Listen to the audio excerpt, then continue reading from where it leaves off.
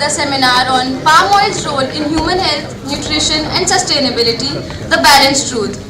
I now request Professor Praveen Yadav sir and Dr. Neeraj sir to kindly escort the dignitaries on the dais.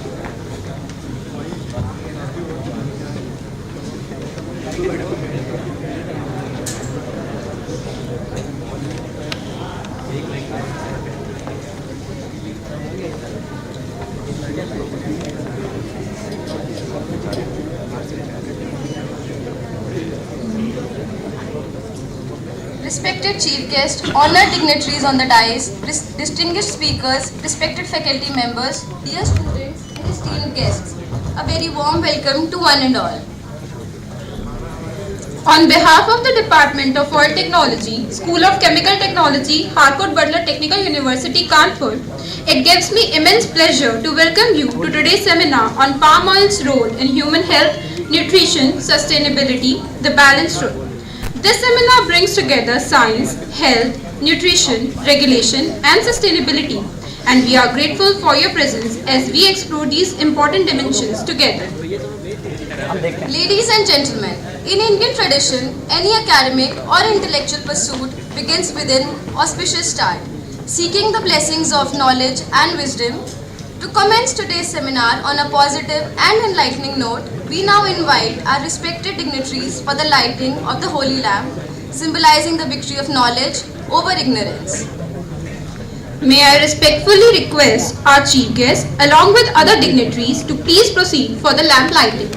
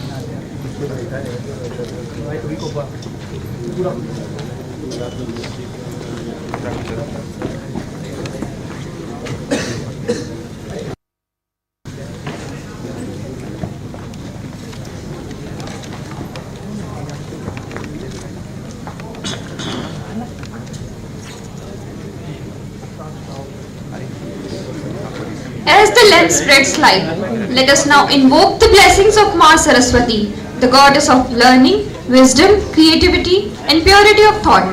The Saraswati Vandana reminds us that knowledge should always be balanced with values, a thought that resonates deeply with the theme of today's seminar. Now, I would like to invite the performers on the stage for Saraswati Vandana.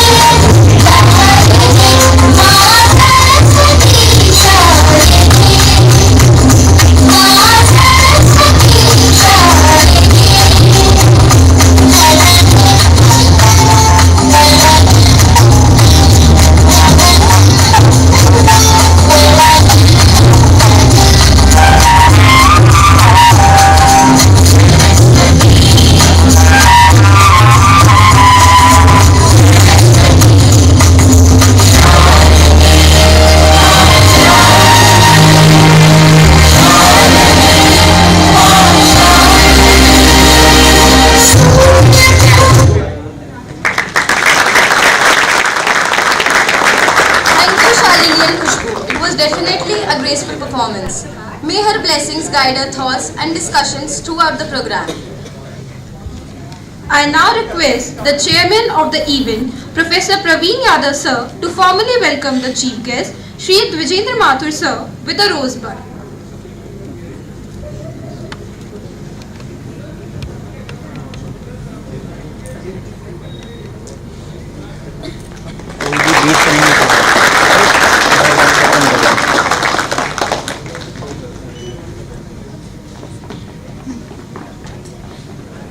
I again request Professor Praveen Yadav sir to formally welcome Professor R.K. Trivedi sir.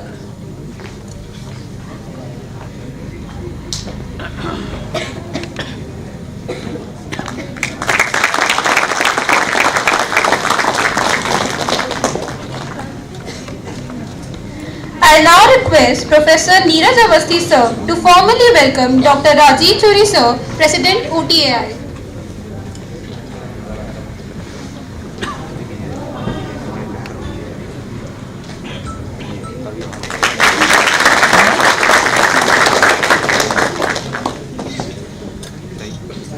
I now request Professor Sanjay Kumar Singh sir to formally welcome Dr. Roshan Martis sir, Regional Manager, South Asia, MPOC.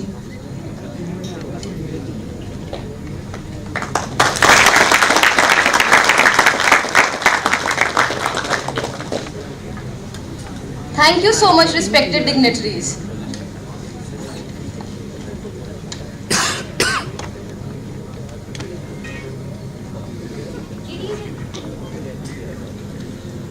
Ladies and gentlemen, to formally welcome the gathering and to set the tone for today's seminar, I now invite Professor Praveen Yadav sir, Chairman of the event and Dean School of Chemical Technology, HPTU Kanpur, to deliver the welcome address. Sir, we request you to kindly address the audience.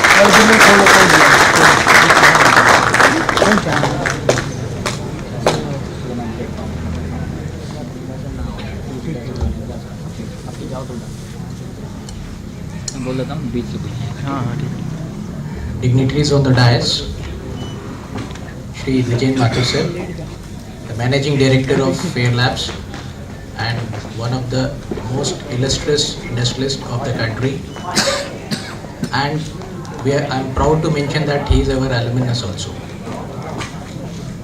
हाँ, ताकि वो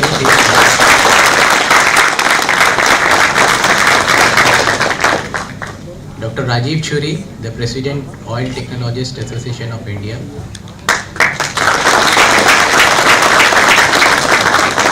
I'm pretty confident most of you must be aware of Oil Technologists Association of India. However, I'll briefly mention that it is one of the oldest association which is immensely working in the area of dissemination of knowledge and performing more research in the field of lipids. Dr. Roshan Martis, the Regional Manager of South Asia and POC. Professor R.K. Trivedi, former Director AITH and former Head of the Department of Oil Technology, Oil Technology. And my colleagues, Mr. Sanjay and Dr. Neeraj. Dr. Neeraj is heading the department. Dignitaries of the dais, faculty members from other departments of the university, deans of the schools, people from press and media, guests from industries, learned speakers. A very good afternoon to all of you. I wholeheartedly welcome you all to this pious university, which was in fact established in the year of 1921. We have already completed 105 years, and this institution grew in almost all the areas of academics, and in the year 2016 it was being upgraded to the status of university with 4 schools, and now it has been expanded to 6 schools. The Department of Oil Technology, which is organizing this event, is the part of School of Chemical Technology. Other departments which come under the School of Chemical Technology are the Biochemical Engineering Department, Food Technology, Chemical Engineering, then Plastic Technology Department, Oil Technology Department, Paint Technology Department, Leather Technology Department. So these are the 7 schools these are the 7 departments which are the part of this school. I congratulate the head of the Department of Oil Technology, who has taken up this responsibility to organize a seminar on the palm oil's role of palm oils in human health, nutrition and sustainability, the balanced truth. In fact, we all are aware that palm oil is one of the most important commodity which not only in the India but globally it is being consumed. In spite of its vast consumption, there are often many debates regarding its suitability for the human consumption and its adverse effect on the environment. So it was very prudently thought by the department that let us organize a seminar which will give a particular platform in which we will be inviting the people from the medical field, from the nutrition field, and from the regulatory body, and of course from the application industry, who will be giving a balanced information about the palm oil. And I am pretty confident that when our society will be informed about the positives and the negatives of this particular oil, they will be having a better option to choose whether they should adhere to the consumption of palm oil or it should be removed from their diets. So for this, we have invited Dr. Avdesh Sharma ji. We are fortunate that he has joined us. Dr. Avdesh Sharma is a senior professor in LPS Institute. He is a senior cardiologist. He will be sharing the facts about the palm oil, their effect on the human body, and this will be followed by a very informative lecture by Dr. Shipra. She will be speaking on the nutritional profile of palm oil, and then from the application industry we are having Mr. Ravi Kumar. He is the general manager of General Manager Research and Development at RSPL Group. And finally, we will be having informative lecture from Dr. Sanu Jacob, who is the Director of Food Laboratory, I think. Food Laboratory. Yeah, National Food Laboratory, which is a part of FSSI. So this is the basic structure of our technical session. This will be followed by panel discussion, in which again we'll be having very renowned people who will be sharing their information about palm oil, and then finally we'll be having a small skit which will be presented by the students. This is the idea, is that in a simple language how the message can be transferred to the society. So this is how we have planned this activity. I'm pretty confident that this is a small activity, but I'm pretty sure that the discussions are very focused, and all the audience will be gaining something out of this discussion. We have tried to make all kind of arrangements. However, if there are any flaws, please do forgive us. So with these words, I once again welcome you all to this seminar. Thank you very much.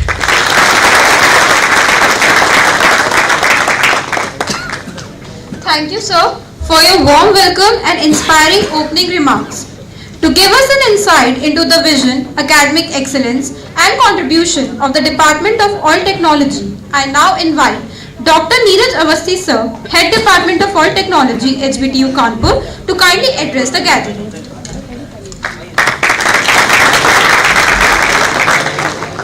Honorable Chief Guest for today's function, B. Mathur sir, President OTI Raju Churi sir, Mr. Roshan Martis from MPOC, Dean School of Chemical Technology, Professor Akhil Trivedi sir, and Mr. Sanjay Kumar Singh, Organizing Secretary of this event. Very good afternoon, and on behalf of the Department of Oil Technology, Harcourt Butler Technical University Kanpur, it gives me immense pleasure to warmly welcome you all in half-day seminar. We are truly honored by your presence, which adds great value and significance to today's deliberations. The Department of Oil Technologies occupies a place of pride not only within the Harcourt Butler Technical University Kanpur, but also in the broader landscape of the technical education in India. Established in 1921, when the institute was formerly known as HBDI. The department is the oldest department of the university and one of the earliest centers dedicated to the oil and lipid science in the country. Over the past century, the department has witnessed remarkable growth while continuously adapting itself to the changing needs of industry, research, and society. At present, the department offers BTech, MTech, PhD program, providing a strong academic framework from undergraduate education to advanced research. I am proud to highlight that BTech program is accredited by the National Board of Accreditation, referring our commitment to quality education and continuous improvement. The backbone of the department is highly qualified and dedicated faculty members, all of whom are actively engaged in teaching, research and consultancy. The faculty members have an impressive record of research publication in reputed national and international journals, and they frequently present the department in international conference abroad, sharing the research outcome and fostering global academic exchange. Research and innovation from a core strength of the Department of Oil Technology. The department maintains a strong collaboration linkage with national and international institutions and industry, and has successfully executed numerous research and development projects. Several prestigious projects sponsored by ICT, DST, CSIRI, DRDO and UPCST have been completed, and some projects are also currently running in the department. Apart of that, Oil Technologies Association of India and headquarter and central zone is also established, also working from this department. The theme of today's seminar, palm oil role in human health, nutrition and sustainability. The balance truth is highly relevant and comprehensive. Palm oil is among the most widely consumed edible oil worldwide and has often been the center of extensive debate. While issues related to health and sustainability are frequently emphasized, it is equally essential to evaluate palm oil through scientific evidence, nutrition assessment, and sustainable production practices in fair the objective manner. This seminar is intended to present a comprehensive and evidence-based perspective prevailing my misconceptions, highlighting recent research development and examine sustainable approaches for the responsible production and utilization of palm oil. I am confident that the deliberation of our esteemed speaker and interaction among participants will lead to meaningful insight, informative discussion and constructive conclusion, contributing to both academic understanding and industrial practices. In conclusion, with the rich legacy, strong academic foundation, advanced research facility, and close industry interaction, the Department of Biotechnology continues to strive for excellence while contributing meaningfully to the education, research, and sustainable development. Thank you all for your kind attention. I wish the seminar appreciated.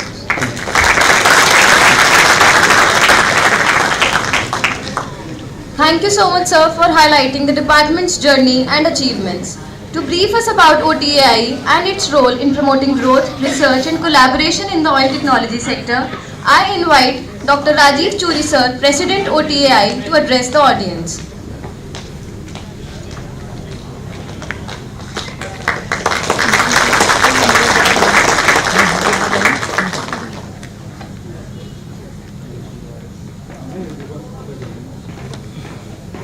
Good afternoon, everyone.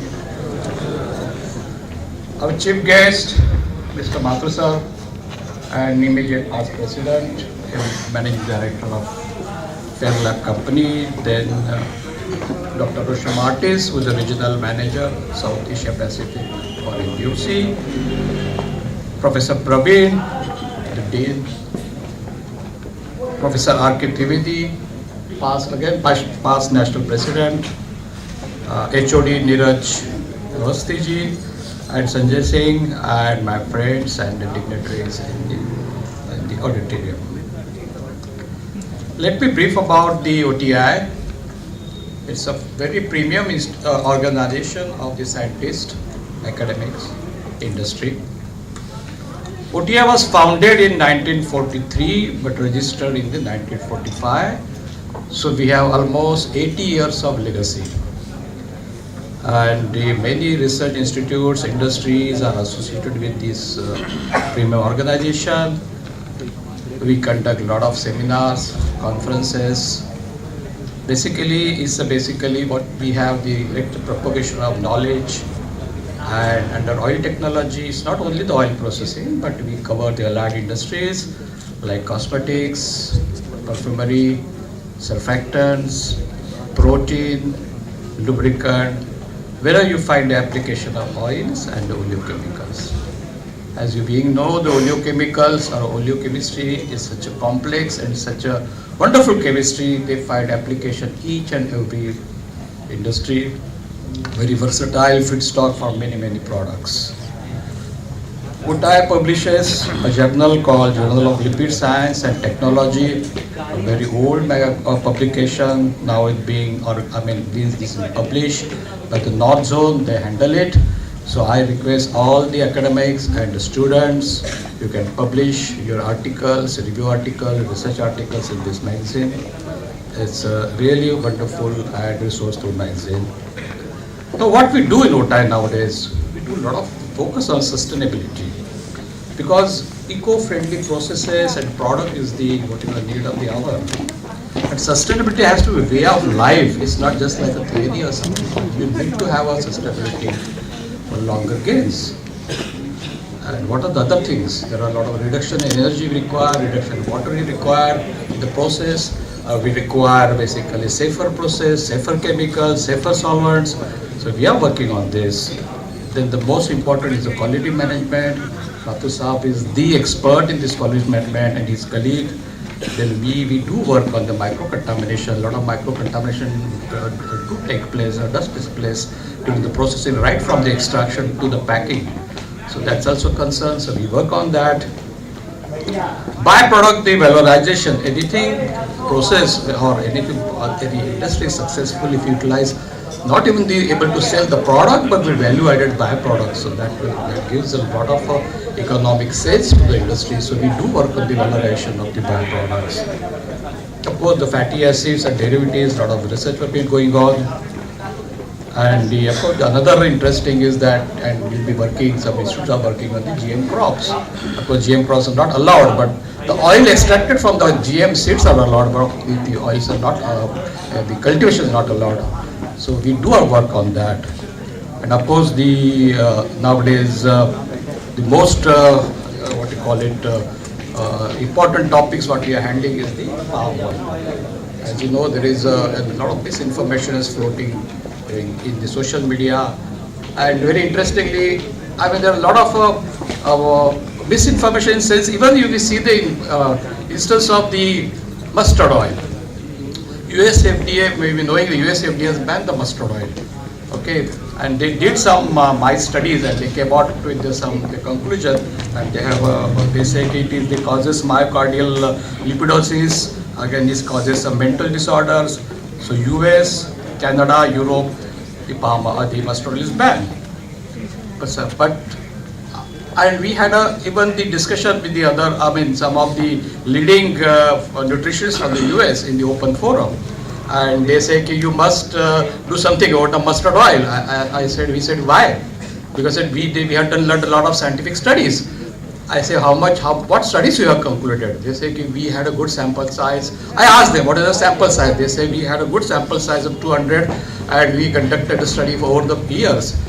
I say look, we have a much bigger study we are conducting. I say you know what is our sample size? I say it's more than 20 billion. That lady did you understand? And I say what is our study period? I say must be 100 years. That I explain her, whole of the north of India, Pakistan, Bangladesh, they use mustard oil.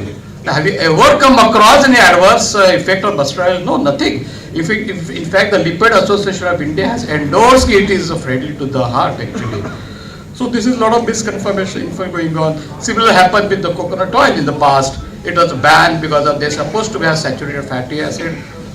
Overlooking this, a medium chain fatty acid, C12 fatty acids, but now it is considered as a medicinal oil, and people do consume. There are ready-made oils, pills are available, you know. So of course things are dynamic. So that's what exactly our role is, and exactly that's why this structure, this particular seminar is structured. Have what is the myth and fact? Let's go about it and let's discuss about the nutritional and health aspect. So we are conducting this sort of seminars all over the India. And this is one of the series, one of this part of it. Also, we are doing the research, three research projects we have taken along with the MPOC, and there are leading scientists, like one of this is of course the Professor Praveen Yadav and his team is working, one in Kolkata University are working, one in ICT Mumbai are working. So there are research projects also going on. So let's have an unbiased view. So it's not like what we read in the paper, we read the research paper. No, what I want to do themselves, they study whole thing. So we are studying all these aspects, and I think within a month or 2 months, I think the results will come out. So this is a basic small brief about OTAI. So it's a very well structured program. So congratulations the team and enjoy the seminar. Thank you very much.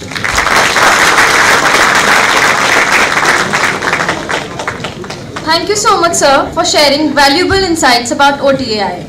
Ladies and gentlemen, it is now my proud privilege to introduce our chief guest for today, Shri Dujendra Mathur sir, Managing Director, Fair Labs, and an illustrious alumni of HBTU, who has made remarkable contributions in the fields of food testing, quality assurance, and regulatory science.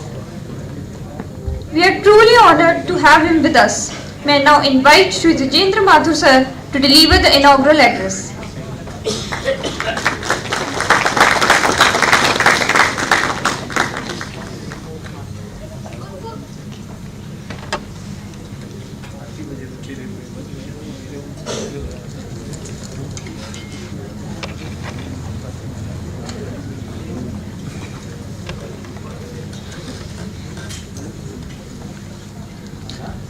Namaskar and a warm good afternoon to one and all. It is my distinct privilege and profound honor to address you today as the chief guest inaugurating this pivotal seminar on palm oil's role in human nutrition, health and sustainability, the balanced truth. My sincere thanks to the organizers for this invite and for convening such an elite gathering at the critical juncture. In an era of polarized debates where palm oil faces vilification and alongside vindication, this seminar seeks the balanced truth, grounded in science, not sensitization. Let us explore this together. Palm oil is no ordinary commodity. It is the world's most produced vegetable oil, exceeding 50 million tons annually, with 85% fueling global food systems. Derived from the fruit, it is natural, semi-solid state at room temperature, makes it ideal for frying, baking and spreads without trans fats.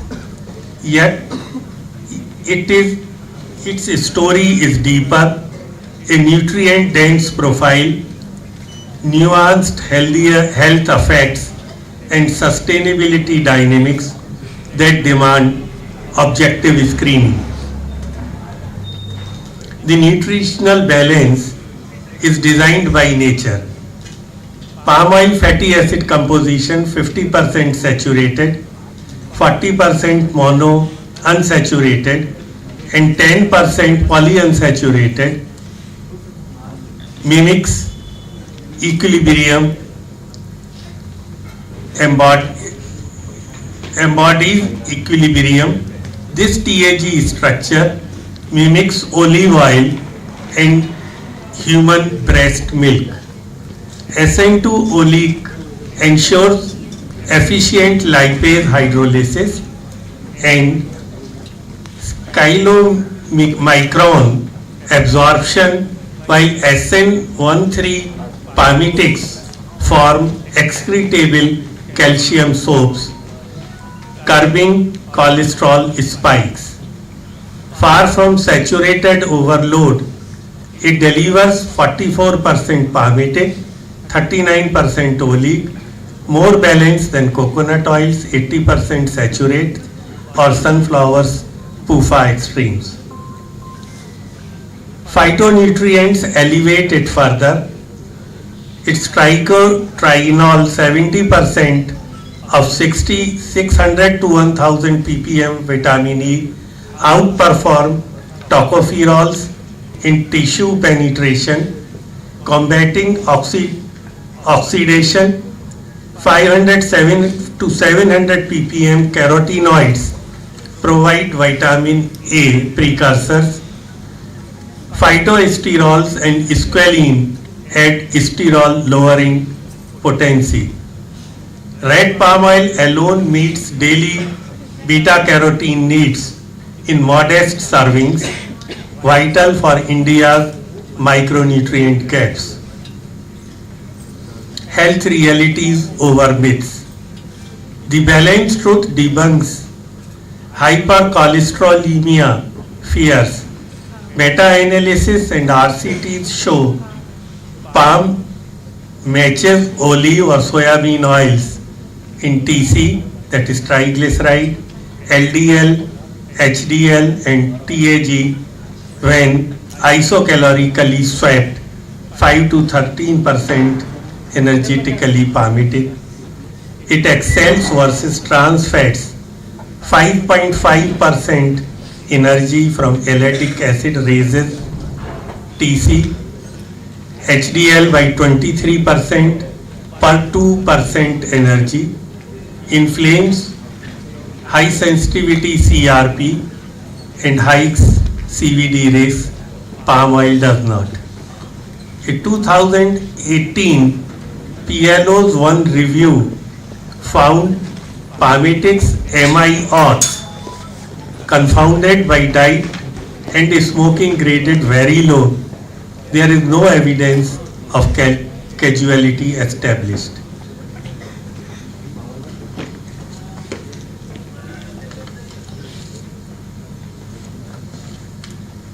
Now the question is of sustainability, high yield and higher responsibility.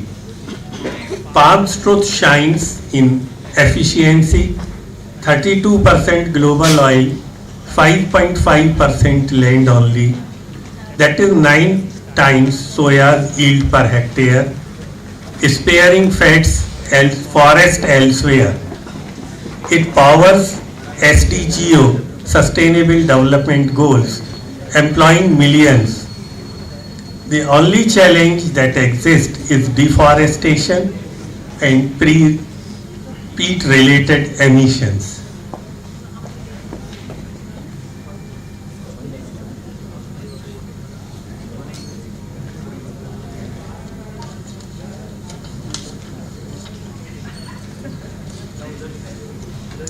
The balanced truth.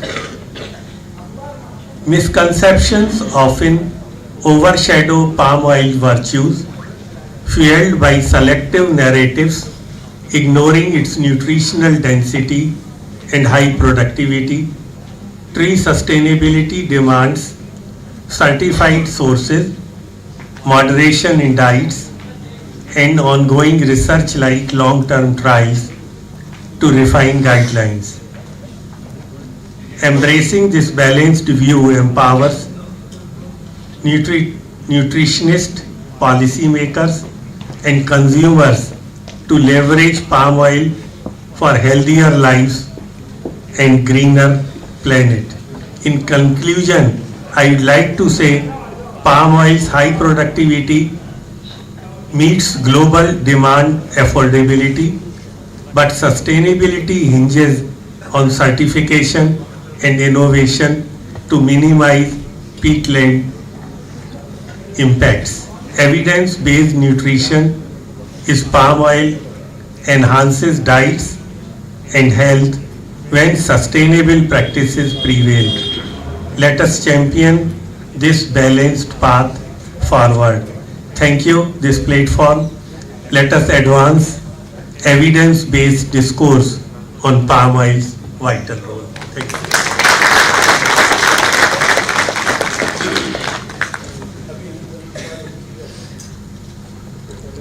Thank you very much, sir, for such an enlightening and motivating address. To keep the sweet memories of the event and as a token of sincere gratitude, I now request Professor Praveen Yadav, sir, to kindly present a memento to our chief guest, Shri Dujendra Mathur, sir.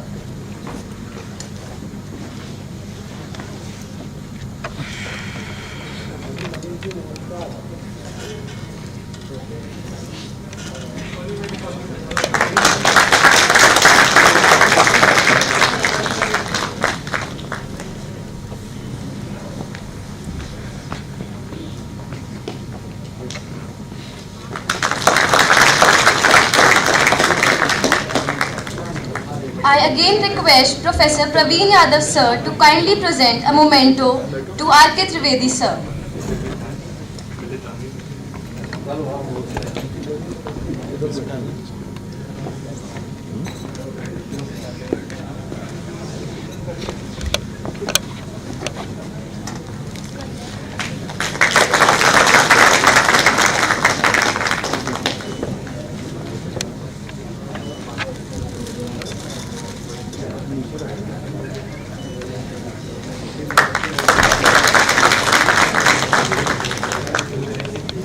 I now request Professor Neeraj Avasthi sir to kindly present a memento to Dr. Rajiv Churi sir.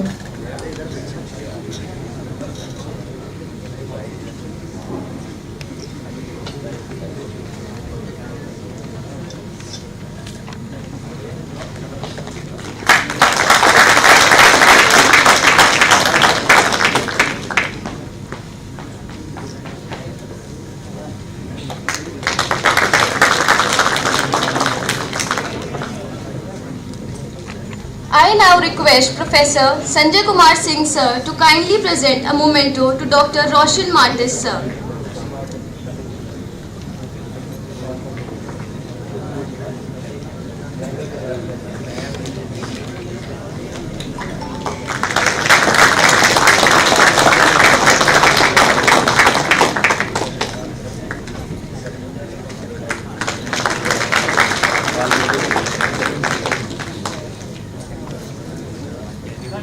I now request Professor Gaurav Singh sir to kindly present a momentum to Professor Praveen Yadav sir.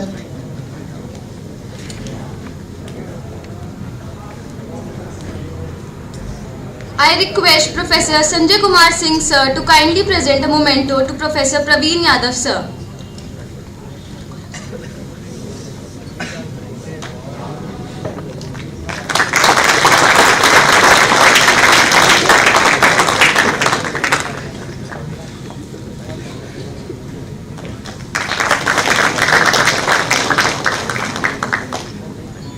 I now request Professor Sameer Singh sir to kindly present a memento to Professor Neeraj Avasthi sir.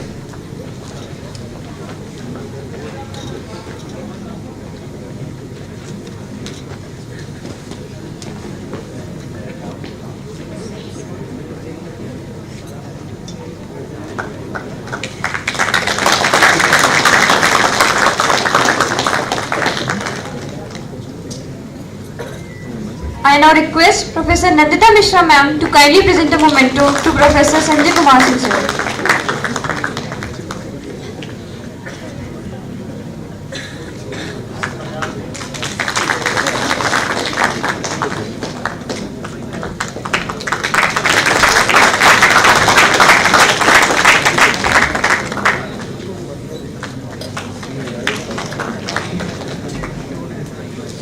To set the scientific and sustainability context for today's discussion, I now invite Dr. Roshan Martis sir, Regional Manager, South Asia, Malaysian Palm Oil Council, with over 8 years of experience in market development and trade promotion. He leads strategic initiative to strengthen the image and market presence of Malaysian palm oil through science-based communication, stakeholder collaboration and sustainable growth across the oils and fat sector. To deliver his talk on science-led engagement on palm oil, health and sustainability.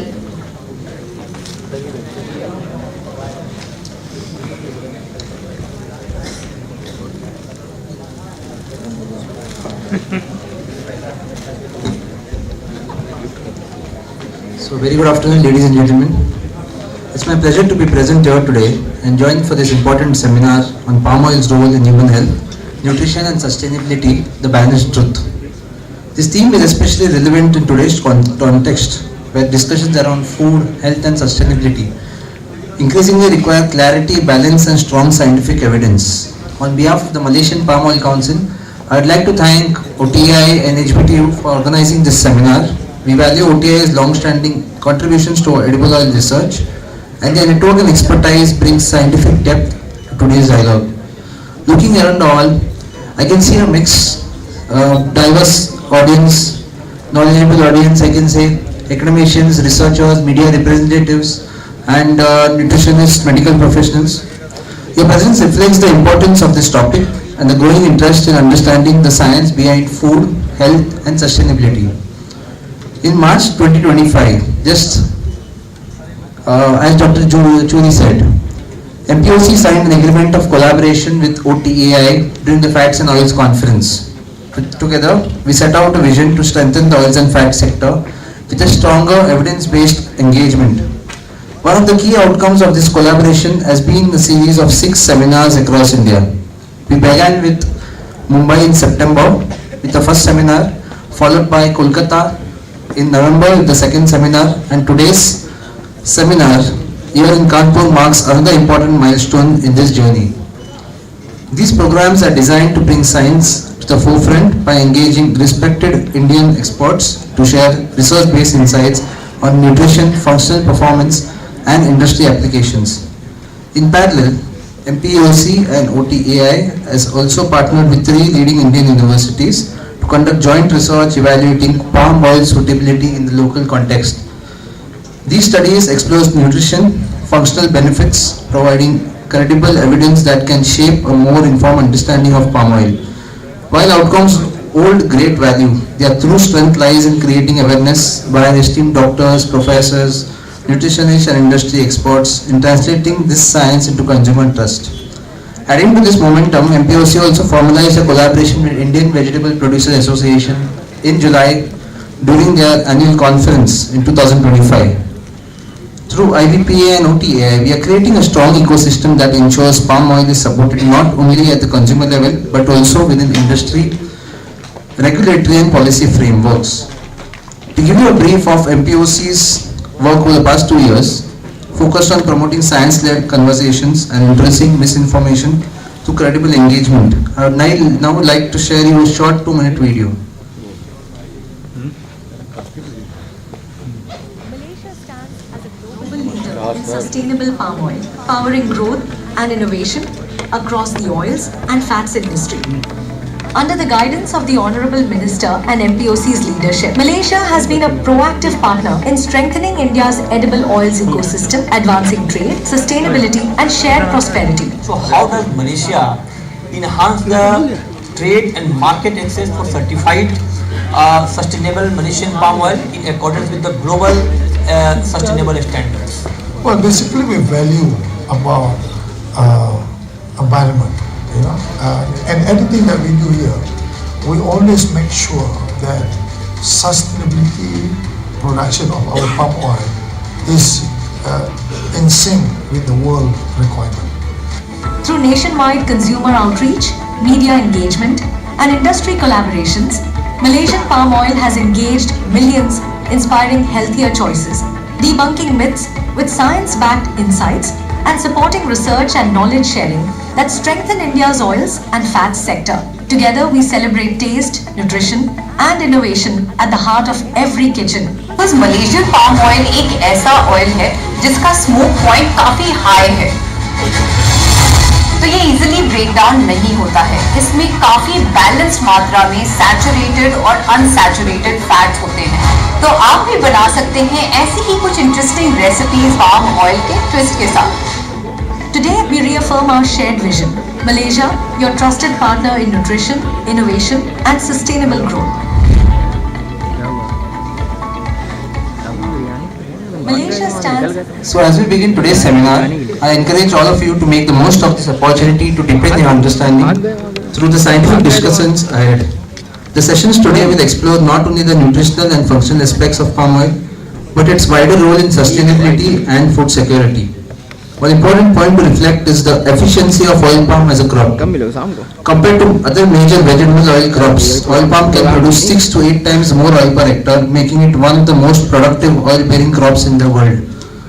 This high yield means more output from less land, which supports both economic efficiency and responsible land use. It is also a cost-effective crop, helping keep edible oils affordable for millions of Indian households. Recognizing this potential, the Government of India has launched oil palm plantations across 15 states in India under the National Mission of Edible Oil Palm, which was launched in 2021. This reflects a clear understanding of the crop's efficiency, sustainability potential and its role in strengthening India's edible oil ecosystem. There are some myths about palm oil, I do agree. We get to hear a lot on social media about palm oil these days. And a few months ago, a video by renowned news anchor Sushant Sinha helped bring a more balanced science-based perspective to the public conversation and demonstrated how independent voices can help inform the public with facts and scientific clarity. Can you play the video please? आज की date में खराब lifestyle सबसे common बात, देर तक जागना है, mobile रात तक जो है वो देख रहे हैं, रील ऊपर स्वाइप करते जा रहे हैं, लेट से उठ रहे हैं, अनाप शराब खा रहे हैं और फिर हम एक विलन ढूंढते हैं जिस पर हम अपनी खराब सेहत का ठीकरा फोड़ सकते हैं और इसमें टॉप पर एडिबल ऑयल यानी खाने का तेल.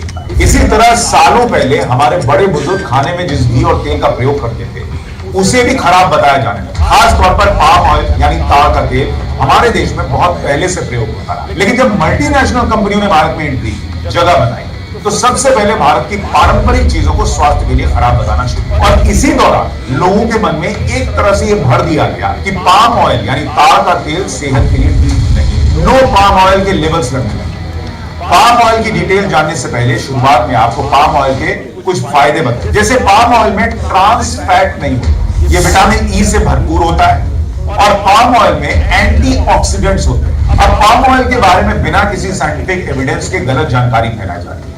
आज जो बीमारियां हैं जैसे मोटापा, डायबिटीज, दिल के रोग, ये पिछले 20-25 सालों में तेजी से, और इसके लिए सिर्फ एक तेल को जिम्मेदार बनाना क्या सही? पाम ऑयल को तो बड़ी बड़ी संस्थाओं की तरफ से बकायदा रेकमेंड किया जाता है। देश की बड़ी संस्था है ICMR और NIN, इनकी गाइडलाइन में पाम ऑयल पर क्या कहा गया है आप सुनेंगे तो बहुत हैरान रह जाएंगे। ICMR और राष्ट्रीय पोषण संस्थान यानी NIN ने 2024 में डाइटरी गाइडलाइंस जारी की फॉर इंडियंस। इसमें हेल्दी लाइफ के लिए फैट्स की भूमिका अंडरलाइन की। इसके मुताबिक भोजन में फैट का बैलेंस इस्तेमाल जरूरी है, ये बीमारियों के जोखिम को कम करने में मददगार होता है। ICMR और NIN की गाइडलाइन में पाम ऑयल के न्यूट्रिशन वैल्यू को साफ तौर पर मान्यता दी गई है, यानी ICMR पाम ऑयल को मान्यता दे रहा है। पाम ऑयल की बैलेंस फैटी एसिड प्रोफाइल का जिक्र किया गया है।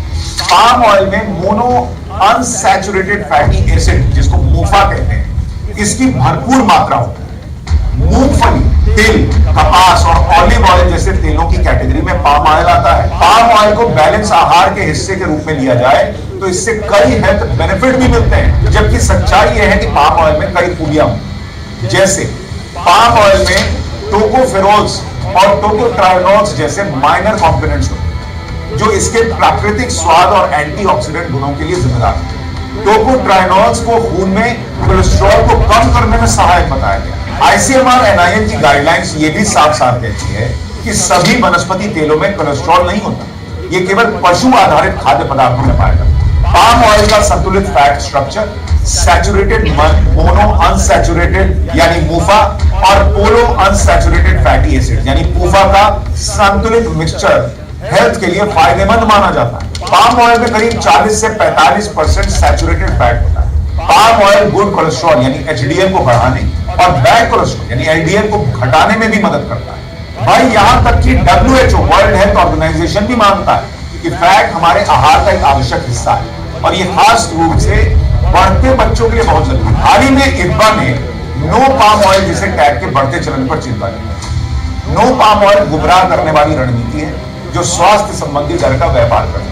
हेल्थ और food choice social media trend से तय हो रहे हैं। ऐसे इन्फ्लुएंसर से स्वास्थ्य सलाह न लें जिनके पास एक्सपर्टीज नहीं है, ये कहा गया। हाल के सालों में कई एक्सपर्ट्स, फिटनेस गुरु और ऑनलाइन इन्फ्लुएंसर्स पाम ऑयल के खिलाफ मुहिम चला रहे हैं जिनमें फैट से ज्यादा डर और सनसनी होती है। पाम ऑयल का सच 4 पॉइंट में बताया जा सकता है कि किफायती है, पोषक है, सीमित मात्रा में सेवन पूरी तरह सुरक्षित और भारत की अर्थव्यवस्था और किसानों के लिए भी फायदेमंद। आप ये भी देखिए कि खुद भारत सरकार पाम ऑयल के इस्तेमाल के नुकसान की बात से इनकार कर रही है। मार्च 2025 में संसद में सरकार का बयान था कि पाम ऑयल के सेवन से स्वास्थ्य पर प्रतिकूल प्रभाव पड़ने के कोई यूनानिमस साइंटिफिक एविडेंस है ही नहीं। पाम ऑयल सिर्फ तेल नहीं बल्कि इकोनॉमी के पहिए को घुमाने में भी हेल्प करता है और बिना सच्चाई जाने पाम ऑयल के खिलाफ चलने वाले कैंपेन का हिस्सा मत बनिए। हेल्दी लाइफ के लिए कोई एक तेल जिम्मेदार नहीं। अपनी लाइफस्टाइल में बदलाव करिए, एक्सरसाइज कीजिए, खुद को फिजिकली फिट रखिए, एक्टिव रखिए और बिना रिसर्च किसी भी चीज को दोष मत दीजिए। आज की डेट में खराब लाइफस्टाइल सबसे कॉमन बात। Thank you so much. Thank you.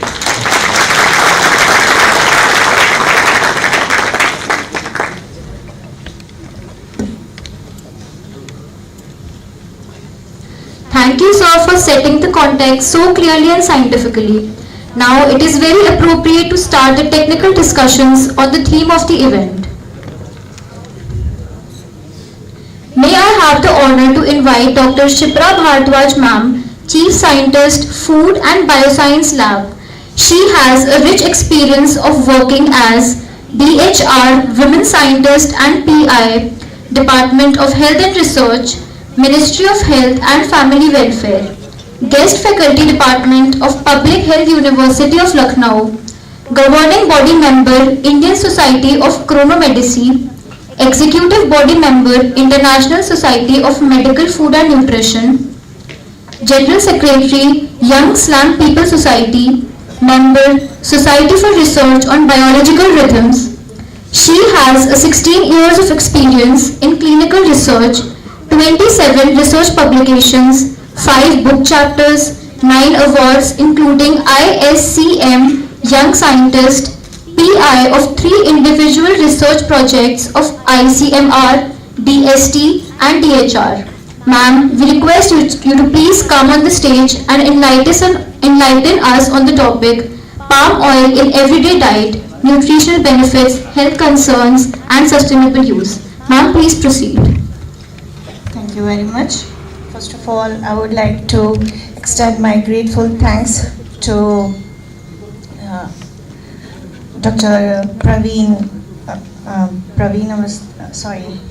Dr. P.K. Yadav sir, and Organizing Secretary Dr. Sanjay Kumar Singh, President OTI Dr. Rajiv Churi sir, Dr. D. Mathur sir, who is our chief guest, Dr. Sanu Jacob, Director, who is a FSSI, National FL Chennai, and Dr.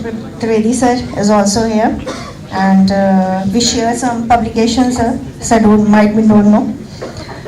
Thank you so much for inviting me and giving this opportunity, and this is really a wonderful stage where for the first time I am seeing different experts from different fields on one platform, and they are discussing on one common problem, I would say right now, a myth which is going to affect a lot of public health concern. From last 16 to 18 years I am working as a health researcher, and initially, to be very true, that when I started my research, I'm basically started from the chronobiological circadian rhythms point of view, and our lab situated in King George Medical University Department of Physiology from 2008 to 2024 I had worked there, and initially I was because that was the era, I will show in my data also, that the research regarding the palm oil and the myths was just started getting rising at that time. So initially I was not, basically I'm not a oil technologist, so talking about the structural and the chemical properties of oil in front of oil technologists is just like showing the lamp to sun. So without wasting the time, I will only compile my talk to the nutritional, physiological, biochemical and the absorptional values of palm oil in human. So my key points of my talk will be, first, definitely I would start with the introduction, which is the misinterpreted, misunderstood and the miscommunicated fact. And after that I will come into the nutritional physiology. There are some research which has been done in the past 10 to 15 years. I will show you the statistics of the benefits, the research showing the benefits of the palm oil and the research showing the harmful effect of the palm oil. And then I will come to my own study which has been conducted in our lab and which was sponsored, given grant by ICMR, DHR and also CST. And we have a lot of publications from our lab group. And definitely last, the strategies which nutritionists and doctors definitely can use.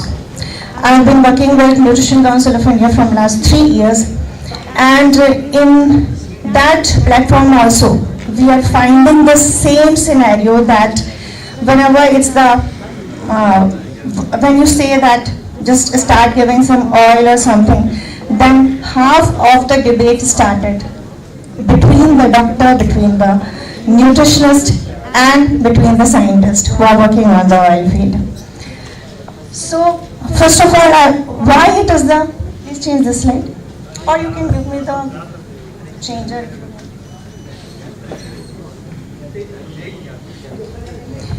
So this is actually the truth which is right now going on. This is a very known slide, and a lot of people, you have been seeing it in the social media, in the news chapter. Palm oil kitna khatarnak, mat use karo, just like these things. I'll come back to this slide at the last of my presentation. Change the slide, please. So when we come to misinterpretation, misunderstanding and miscommunicated fact. First, we start with the misinterpretation. When we see something or when we hear something, the first thing comes in our mind, we interpret about that thing. So this is the first thing, which is the same scenario with the palm oil, the misinterpretation. This misinterpretation comes because of its high saturated content. People say that higher the saturated point, higher the heart attacks. Maybe our cardiologists are here. I think the next talk he will be presenting that it is not the real thing. And this has led to the blanket association with cardiovascular diseases, and when palm oil replaces the trans fat, we know that by the research now, this point that why it is misinterpreted comes to an end. Second, miscommunicated. Please change the slide.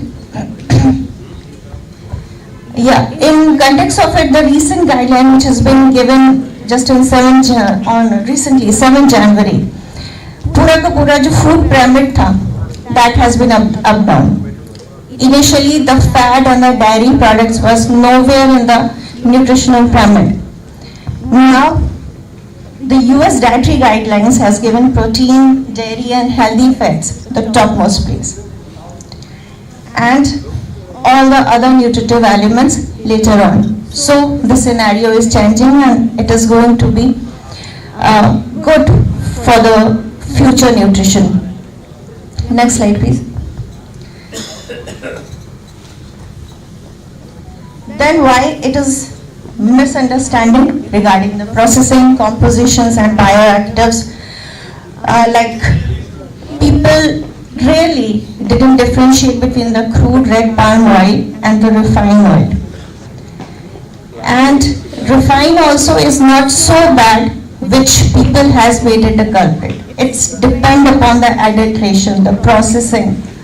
And that is the main thing which I think you people, the oil technologists and the oil processing industry people have to come out and tell that it's not the refined thing which is bad. It is the process and it is the person who is using it.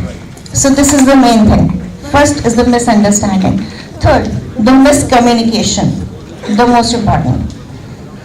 Regarding the environmental issues, regarding the ethics and all the most emotionally charged narratives surrounding the palm oil, all the things are related and miscommunicated through various modes, starting from the scientist of various fields, then the medical profession, then the nutritionist, and of course the clinical dietitian.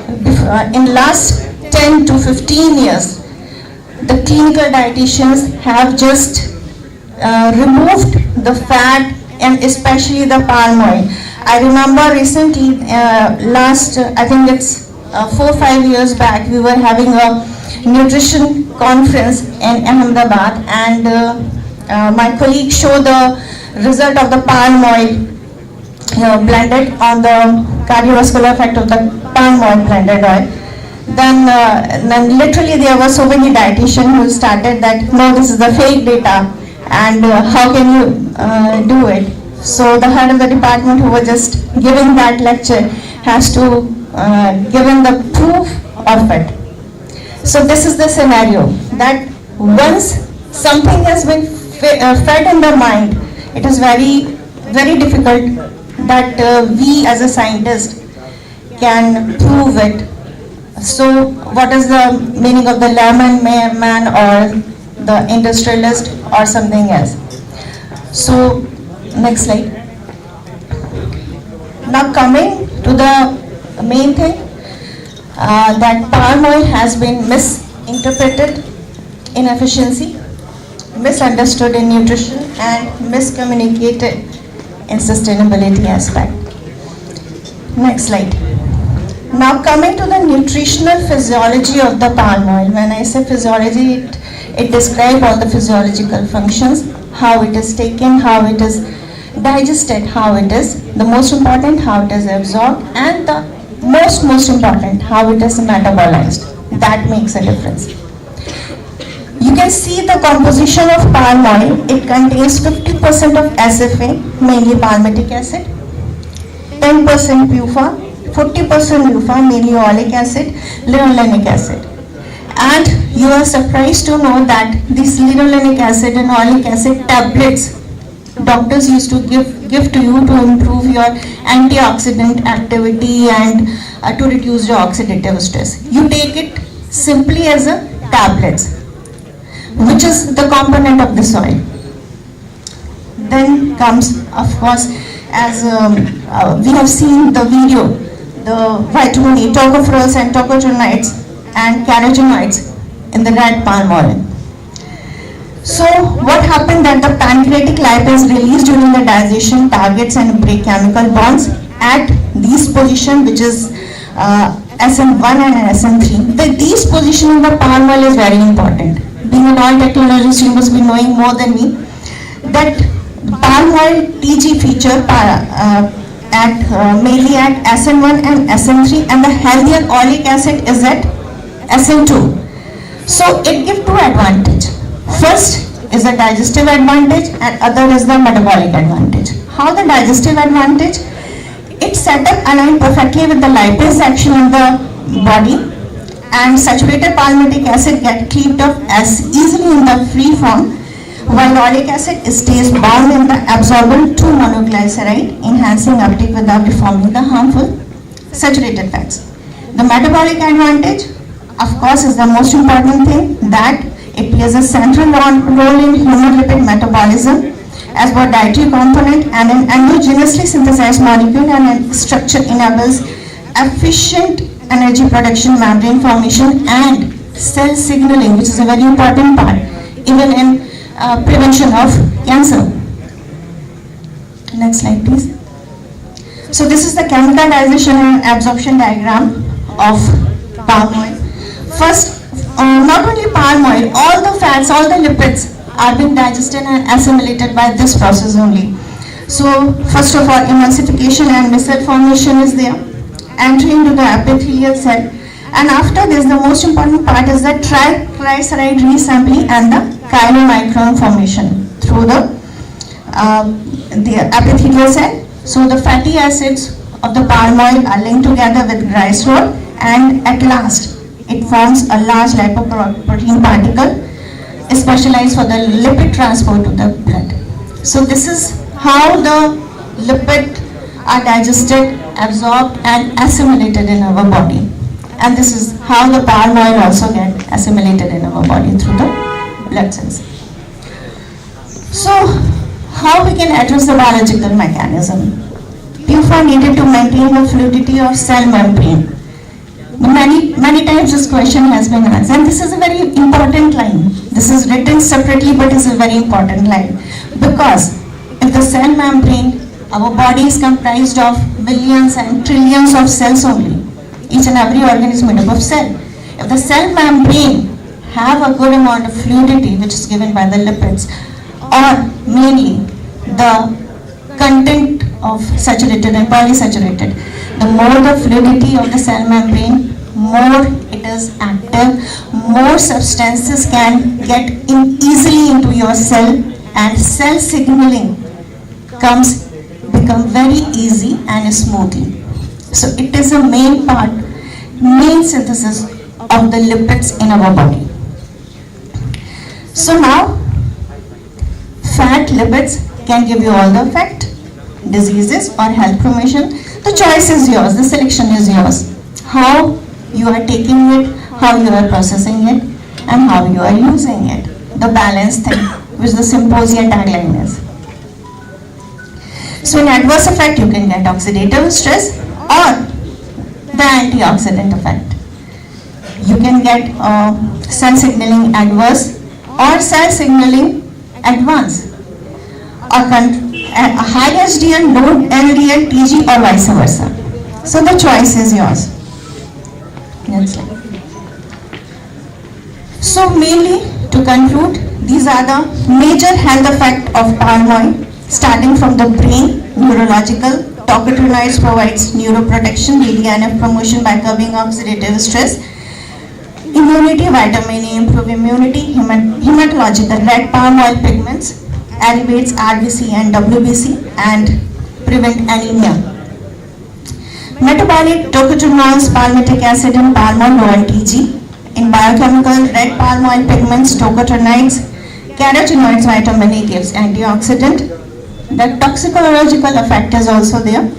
Oxidized palm oil induced reproductive toxicity or organ damage and adverse lipid effect. Lot of data of both benefits and adverse effect are there. You can say it. Nutritional aspect. Now, how much palm oil can give you how much nutrition? A tablespoon delivers 120 calories, 14 gram fat, which is pure 50% saturated and 40%. Daily vitamin E, red variant boost carotenoids convertible to the vitamin E. And benefits include preventing deficiencies, potential anti-cancer effect, more antioxidant, less oxidative stress. Moderate intake promotes nutrient utilization and weight gain instantly. Weight gain is always not bad.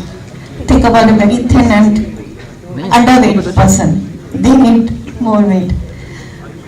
So these are some evidences from the clinical nutritional research database which I have searched online, and from 2015 we have searched there are a lot of systematic review. There are public health studies related to health benefit finding as well as harm and risk finding. Next slide. So this is very interesting. When I was just searching the data, we can see that year-wise palm oil health effect data percentage. The publications, or we can say the information given to public from 1991 to 2024 data. I have found that publications showing beneficial effect in green line and publications showing harmful effect. Till 2000 to 2010, there was very less data regarding bad effect of palm oil. After that it increases. So it creates a lot of confusion, a lot of dilemma and lot of perplexity, I would say, into the mind of consumers who are neither the oil technologists, neither the doctors.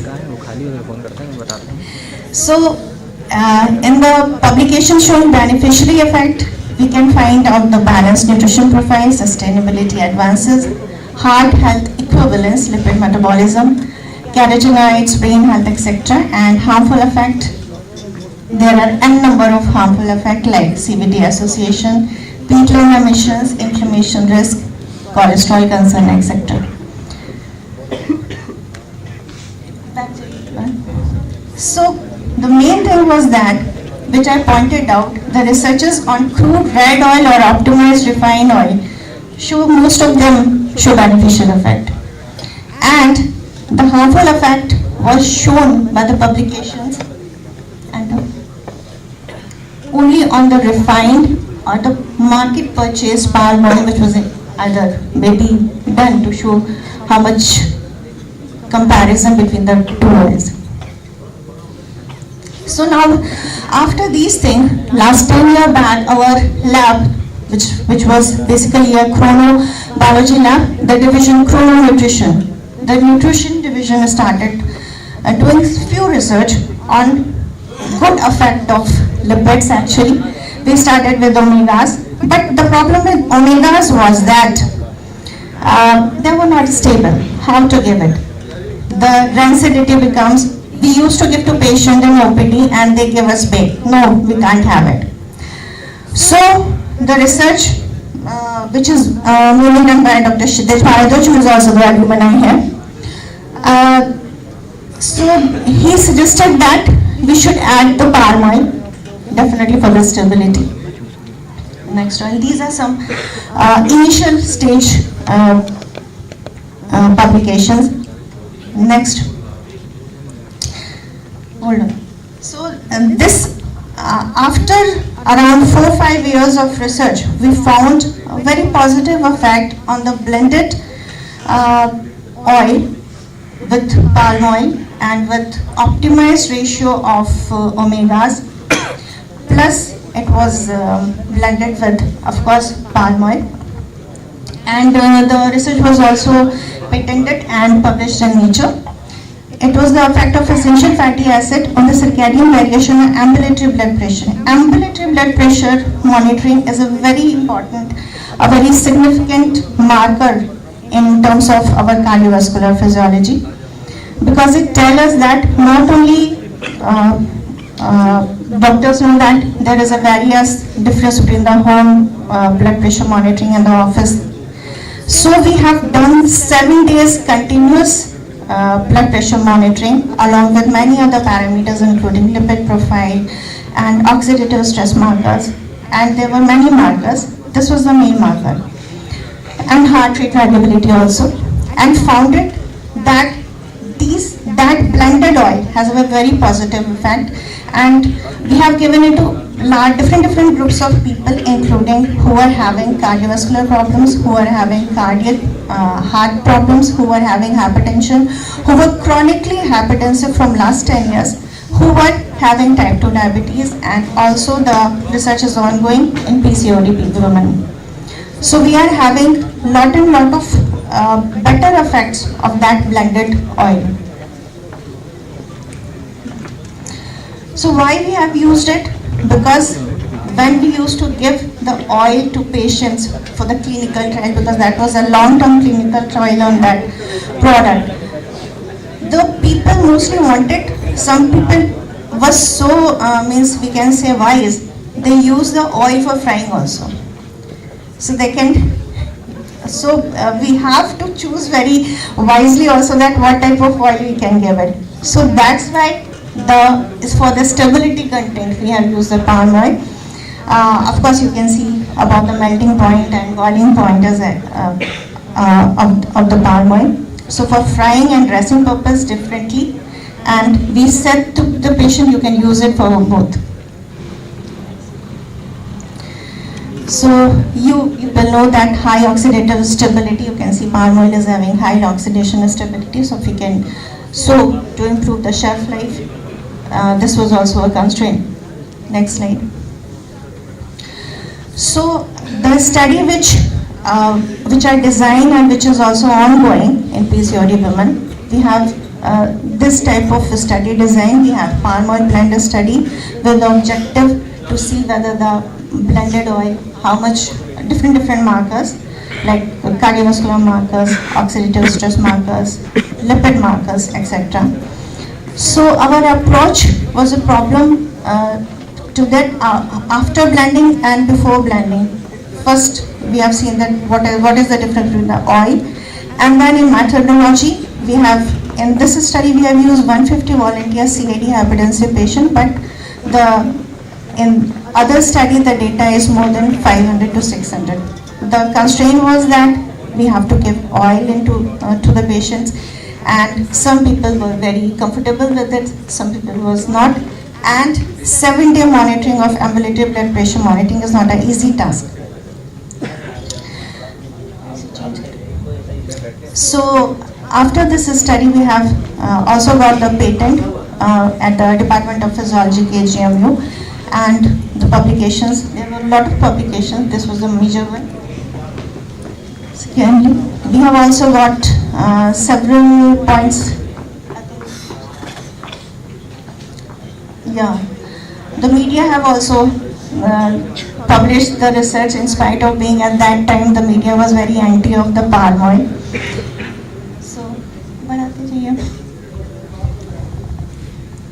So now we comes to the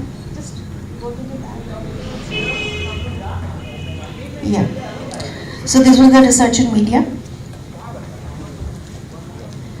So then comes why we needed strategies for the palm oil induced health. So the main problem that palm oil faces criticism for driving deforestation, habitat loss for mostly for animals, and biodiversity decline.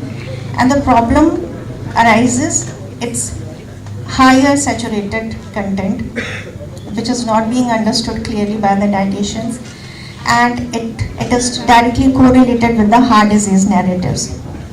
And Secondly, comparison with olive oil and other Western dietary biases is another thing. Instead of comparing it with the same family member or the blood group like butter ghee hydrogenated, they have compared it with olive oil. Then loss of beneficial nutrient during refining. This is also a problem. Refining removes carotenoids, part of tocotrienoids, and consumed refined palm oil does not reflect a nutritional potential like the red palm oil. Next slide, please. So now we can understand that when and where we are wrong. Excessive frying, reheating, we don't follow the instructions. Excessive refining, adulteration of course is one of the major problem in India. Secondly, the palm oil is associated with ultra processed food. Is widely used in biscuits and these French fries and instant food, and health harms of ultra processed foods are wrongly attributed solely to the palm oil instead of the excess sugar that food is having, or refined carbohydrates or additives. Then of course the environmental sustainability and concerns are there: deforestation, biodiversity loss, and carbon emission links to unsustainable palm oil plantations, etc. Next slide, please.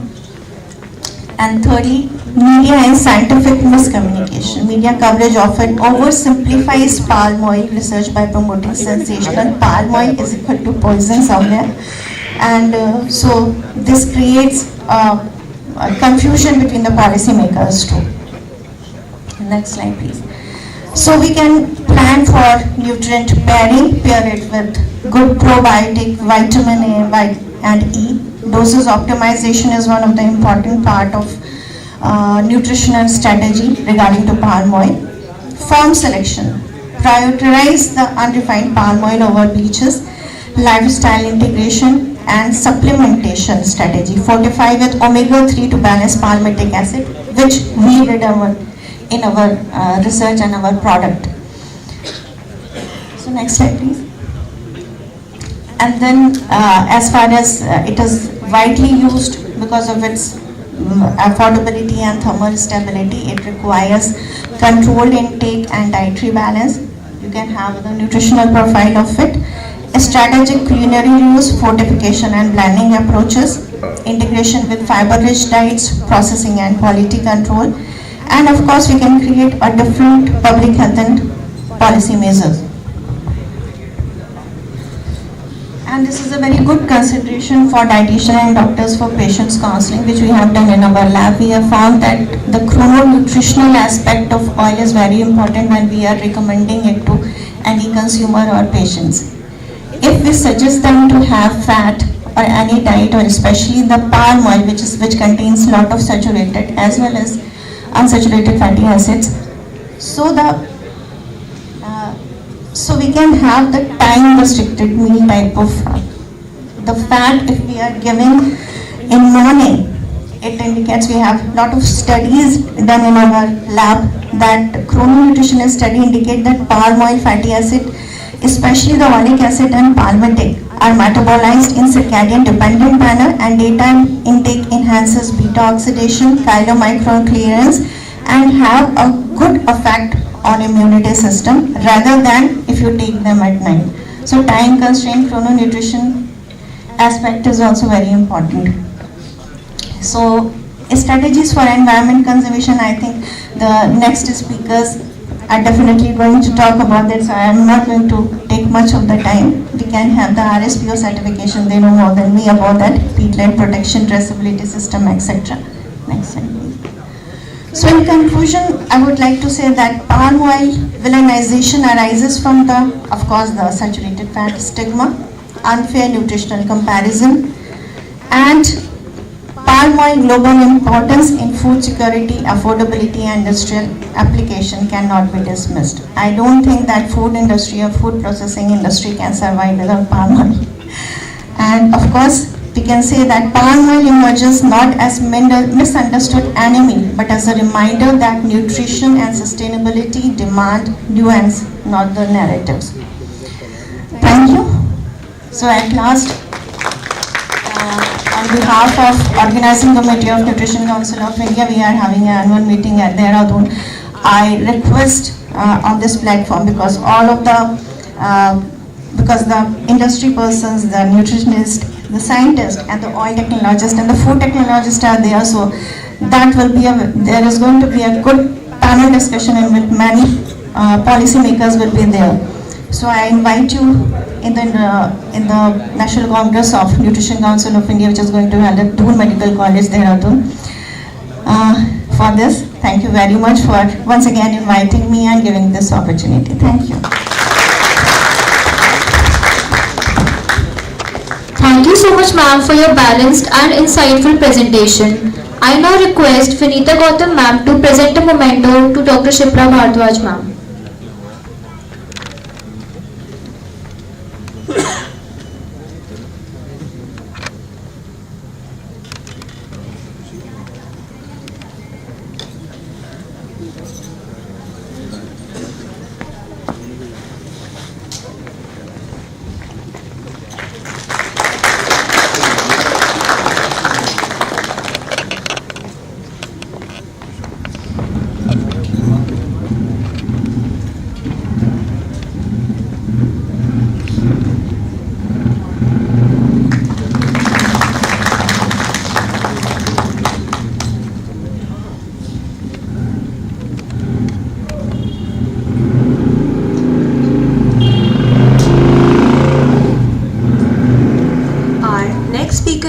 Dr. Avdesh Kumar Sharma sir, Professor, LPS Institute of Cardiology, Kanpur, who will share an integrated medical perspective on palm oil sustainability and public health.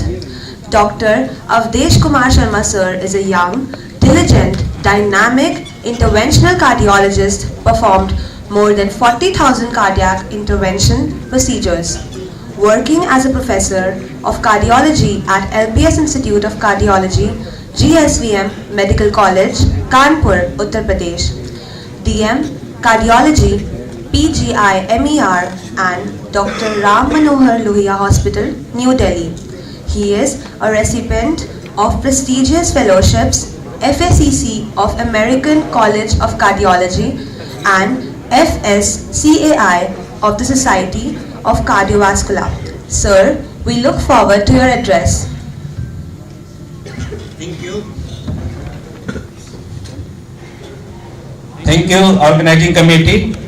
And first of all, I pay my regards to the respected persons sitting on the dais and off the dais and all the students and other audience who are present here. Really, I am privileged to view my points or thoughts on this important topic, that is the palm oil, and I will basically constrain myself to the medical points, positive points and negative points which are related to the palm oil. और especially अगर मैं कहूँ as a cardiologist, majority of the times in my OPDs, patients का heart attack के बाद सबसे पहला सवाल होता है कि सर कौन सा तेल खाएं? आपको एक ऐसा तेल बता दीजिए जिसको खा के हम अमर हो जाए, हमें दोबारा हार्ट अटैक ना हो। तो मैं उससे कहता हूँ अगर एक क्वेश्चन हार्ट अटैक आने से पहले पूछ लिया होता कि कौन सा तेल खाना है तो शायद ये प्रॉब्लम नहीं होती। तो basically it's a common question from each and every one of us कि हमें कौन सा तेल खाना है, कौन सा तेल हमारे हेल्थ के लिए अच्छा है।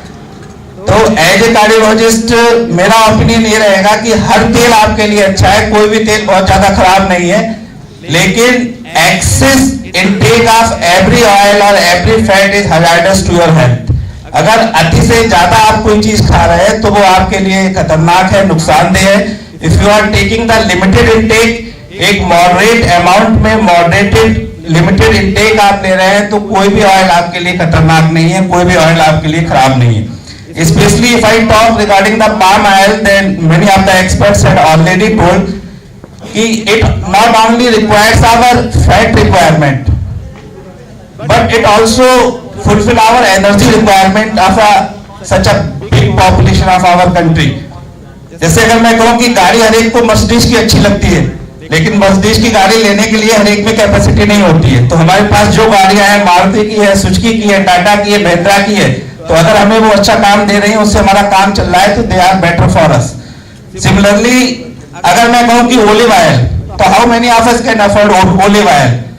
जो हमारे रूरल पॉपुलेशन से तो मेजॉरिटी ऑफ पीपल्स और majority of our population is not so economically strong that they can afford olive oil. So in that constraint also palm oil fulfills our energy requirements and it's a good source for energy for all of us, and there are lot of myths regarding palm oil which I will try to remove some misconceptions related to palm oil, what are the positive points and what are the negative points. So I will start my presentation.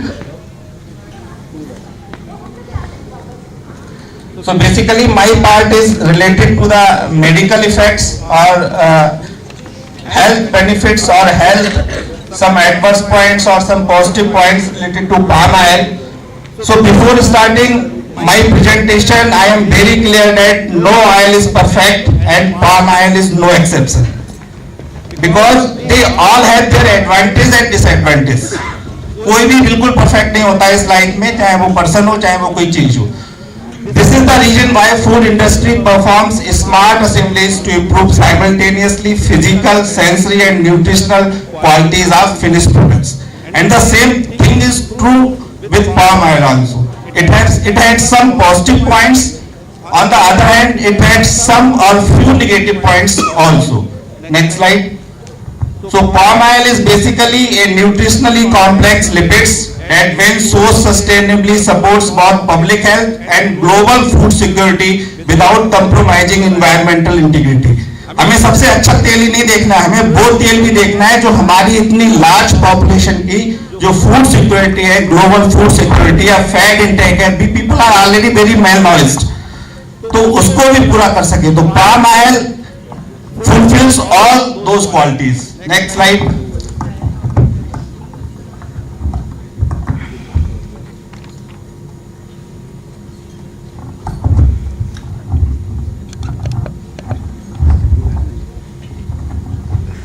So basically, what is palm oil?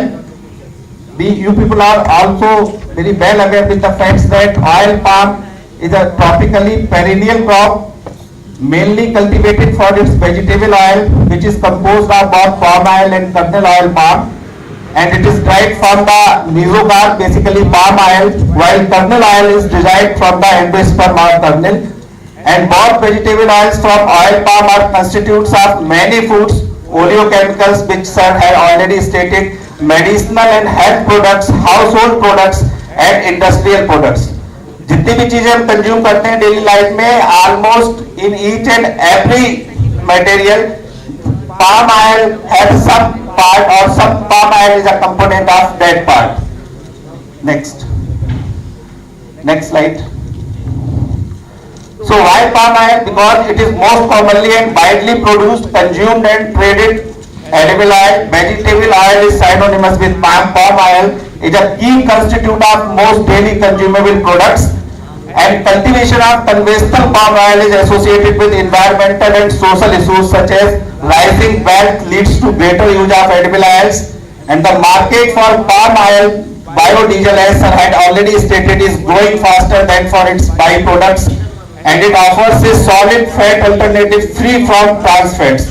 Trans fats are very dangerous for our heart. They causes endothelial dysfunction, they causes endothelial inflammation, they causes damage to the coronary arteries. जो trans fats होते हैं, खासतौर से अगर कोई तेल हम बार बार गर्म करते हैं हाई टेम्परेचर पे, then it creates a loss of trans fats and they are directly causes hazards to our heart health.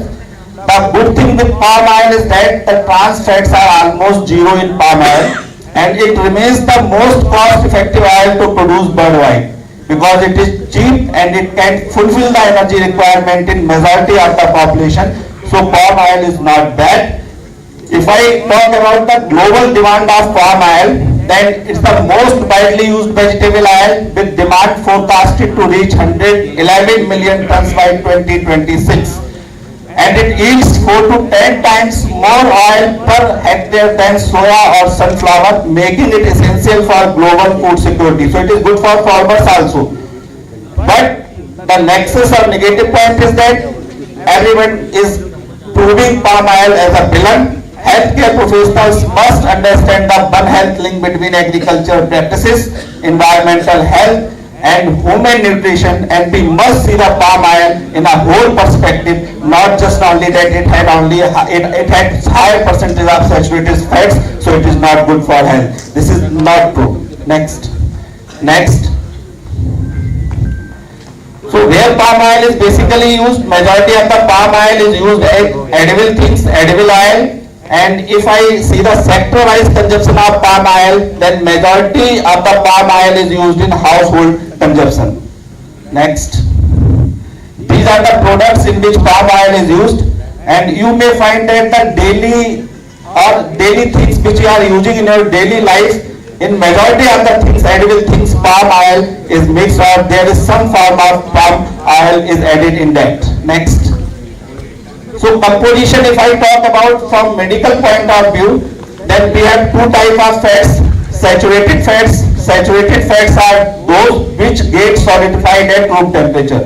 जो भी फैट रूम टेम्परेचर पे जम जा रहा है, that is saturated fat, और जो नहीं जम रहा है, that is mono और polyunsaturated fatty fats. तो ये कहा गया है कि monounsaturated and polyunsaturated fats are good for the heart health, but saturated fats are not good for the heart health. But this is not true. Saturated fats, excess intake of saturated fat is not good for health. आप जो भी fat का percentage ले रहे हैं, उसमें at least saturated fat content must not be more than 10% of total fat content in a daily requirement. अगर आप 100 ग्राम फैट की आपकी रिक्वायरमेंट है, तो उसमें 10 ग्राम से ज्यादा आपका सैचुरेटेड फैट नहीं होना चाहिए. But saturated fat is also important for your body, for your skin texture. जो हमारी स्किन चमक रही है, that is because of saturated fats.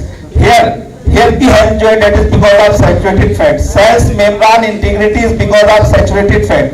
So saturated fat is also important for your health, for your well-being, but not more than 10% of the daily fat requirement. So composition, back slide. So composition, back. So composition of palm oil is roughly 50% saturated, but 40% monounsaturated and 10% polyunsaturated. So palm oil contains all variety of fats, saturated fats, monounsaturated fats, and polyunsaturated fats. And it is also rich in vitamin E. Vitamin A, vitamin E, and vitamin C are known as antioxidant. Antioxidant increases the life. They cause a decrement on the endothelial dysfunction. They reduces the chances of heart attack and different adverse cardiac health profiles. So it is rich in vitamin E, which is an antioxidant. And red palm oil contains high level of carotenoids, that is vitamin A, which is essential for ocular health and immunity. Vitamin A is important for immunity and ocular. Night blindness is because of vitamin A deficiency. So palm oil is a very good substitute of vitamin E, vitamin A, and it is also contains 40% monounsaturated and 10% polyunsaturated fatty acids. So palm oil is not good, not bad for our health, though it's a good for our health if its intake is done in limited amount or moderated amount, not in excess amount. Next slide. So the nutritional composition of palm oil, as I had already stated, that basically saturated fats 50%, the mainly palmitic acid, and it provides structural stability to the cell membranes. It is semi-solid texture at room temperature, and the medical perspective is its lower cholesterol raising effect than animal dried palmitic acid, and does not significantly increase LDL cholesterol when consumed in moderation. If you take it in very excess amount, then definitely there are bad effects on LDL cholesterol. Your LDL cholesterol, that is bad cholesterol level, will get increased if you take in very excess amount. But if you take in moderated amount, then definitely there is no bad effect going to happen on bad cholesterol or LDL cholesterol. Next slide. Monounsaturated fats, it contains 40%, which lowers LDL cholesterol, bad cholesterol, maintains HDL cholesterol, that is good cholesterol, and it supports cardiovascular health. Similarly, polyunsaturated fatty acid, that is basically linoleic acid, which is now used as a nutritional supplements. It helps in cell membrane integrity, it boosts the immune function, and it also helps in hormone synthesis. So definitely monounsaturated and polyunsaturated fatty acids which are present in palm oil are good for our health, are good for our cardiac health, and it reduces the chances of heart attack or different cardiovascular disease in near future. Next slide. If I talk about other components or beneficial components which are present in palm oil, then they are basically vitamin E. Vitamin E acts as an antioxidant and it boosts the immune system. And next slide. And the other one is vitamin A. Vitamin A helps in vision, and vitamin A acts as an antioxidant and it also boosts the immunity. Next slide. So the direct impact of palm oil on cardiovascular health, if I talk. Next slide.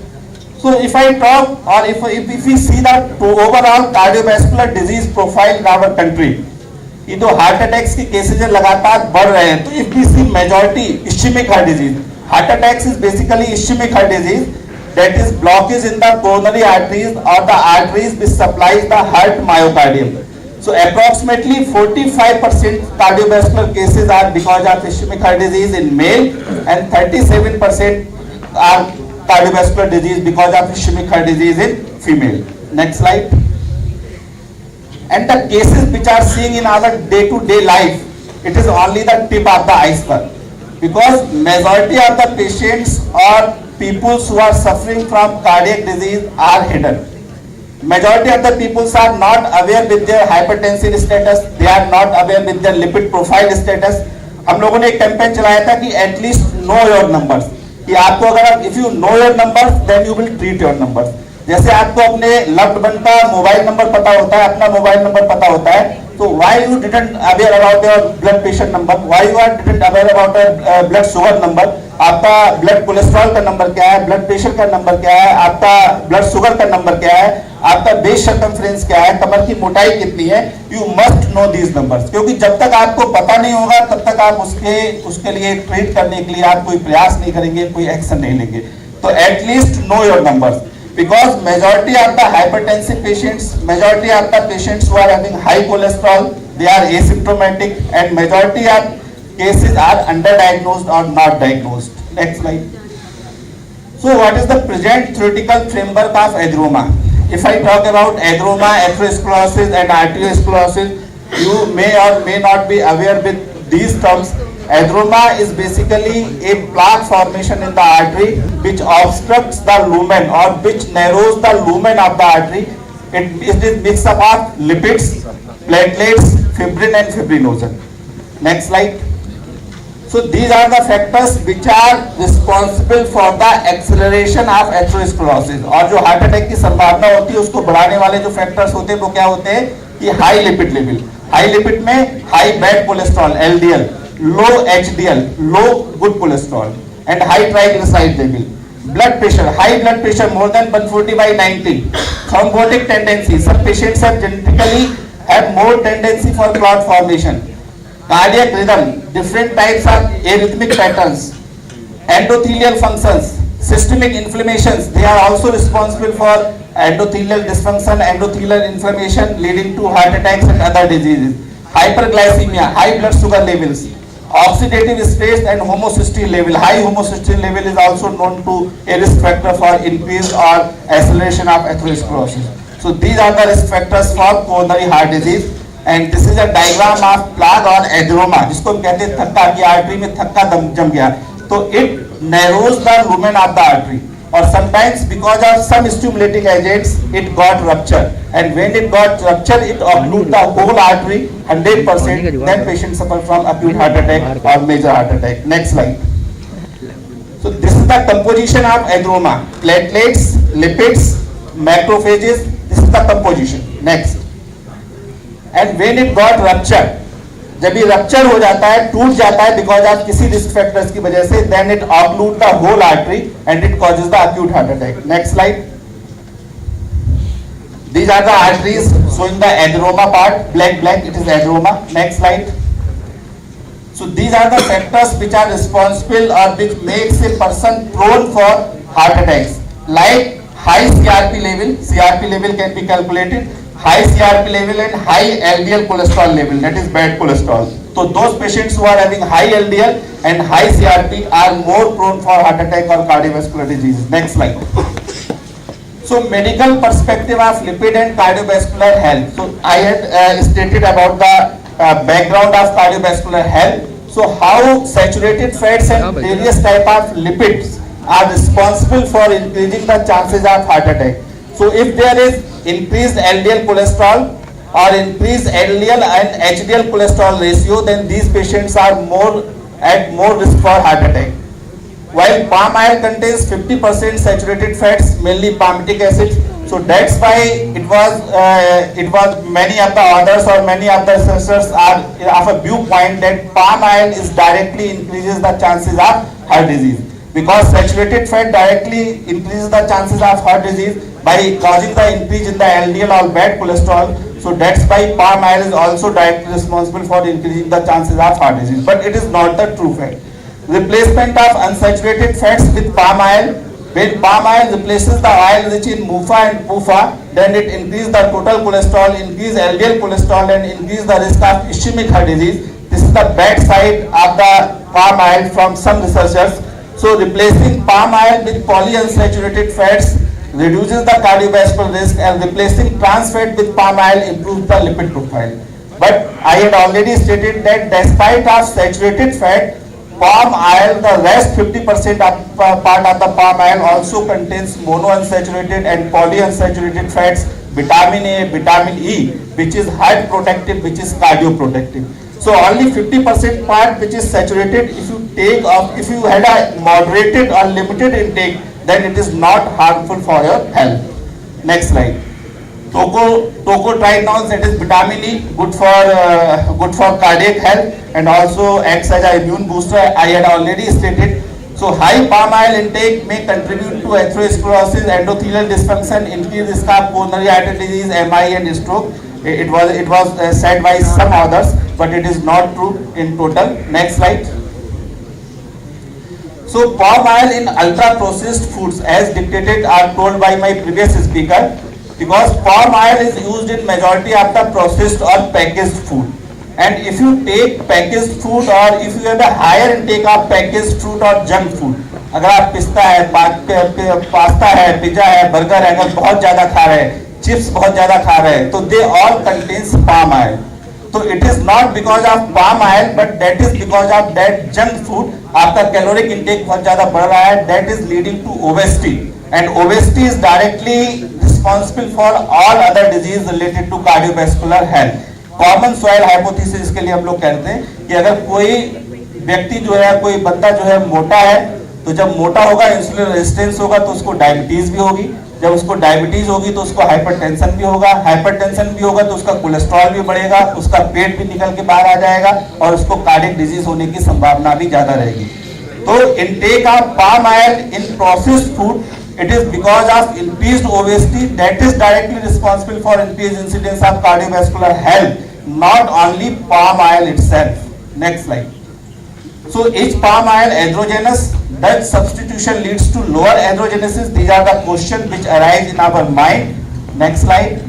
So is palm oil is a culprit for cardiovascular disease? My answer is clear cut no, if you take it in limited amounts. So if we see this study, whether saturated fat taken by palm oil is responsible for increased incidence of heart disease. Then in these studies it was found that the animal saturated fat is more dangerous than plant-based saturated fat. And in our daily intake we consume more animal saturated fats in the form of desi ghee, butter, दूध, दही, मलाई जिसके लिए हम लोग बोलते हैं, that is animal saturated fat. हमारा इंटेक वो ज्यादा है in comparison to vegetable saturated fat intake, that is comes from palm oil and other vegetable oils. So it is the saturated fats which consist as a, or which we consider as a villain for increased incidence of cardiovascular disease or cardiovascular heart incidence or heart attack incidence.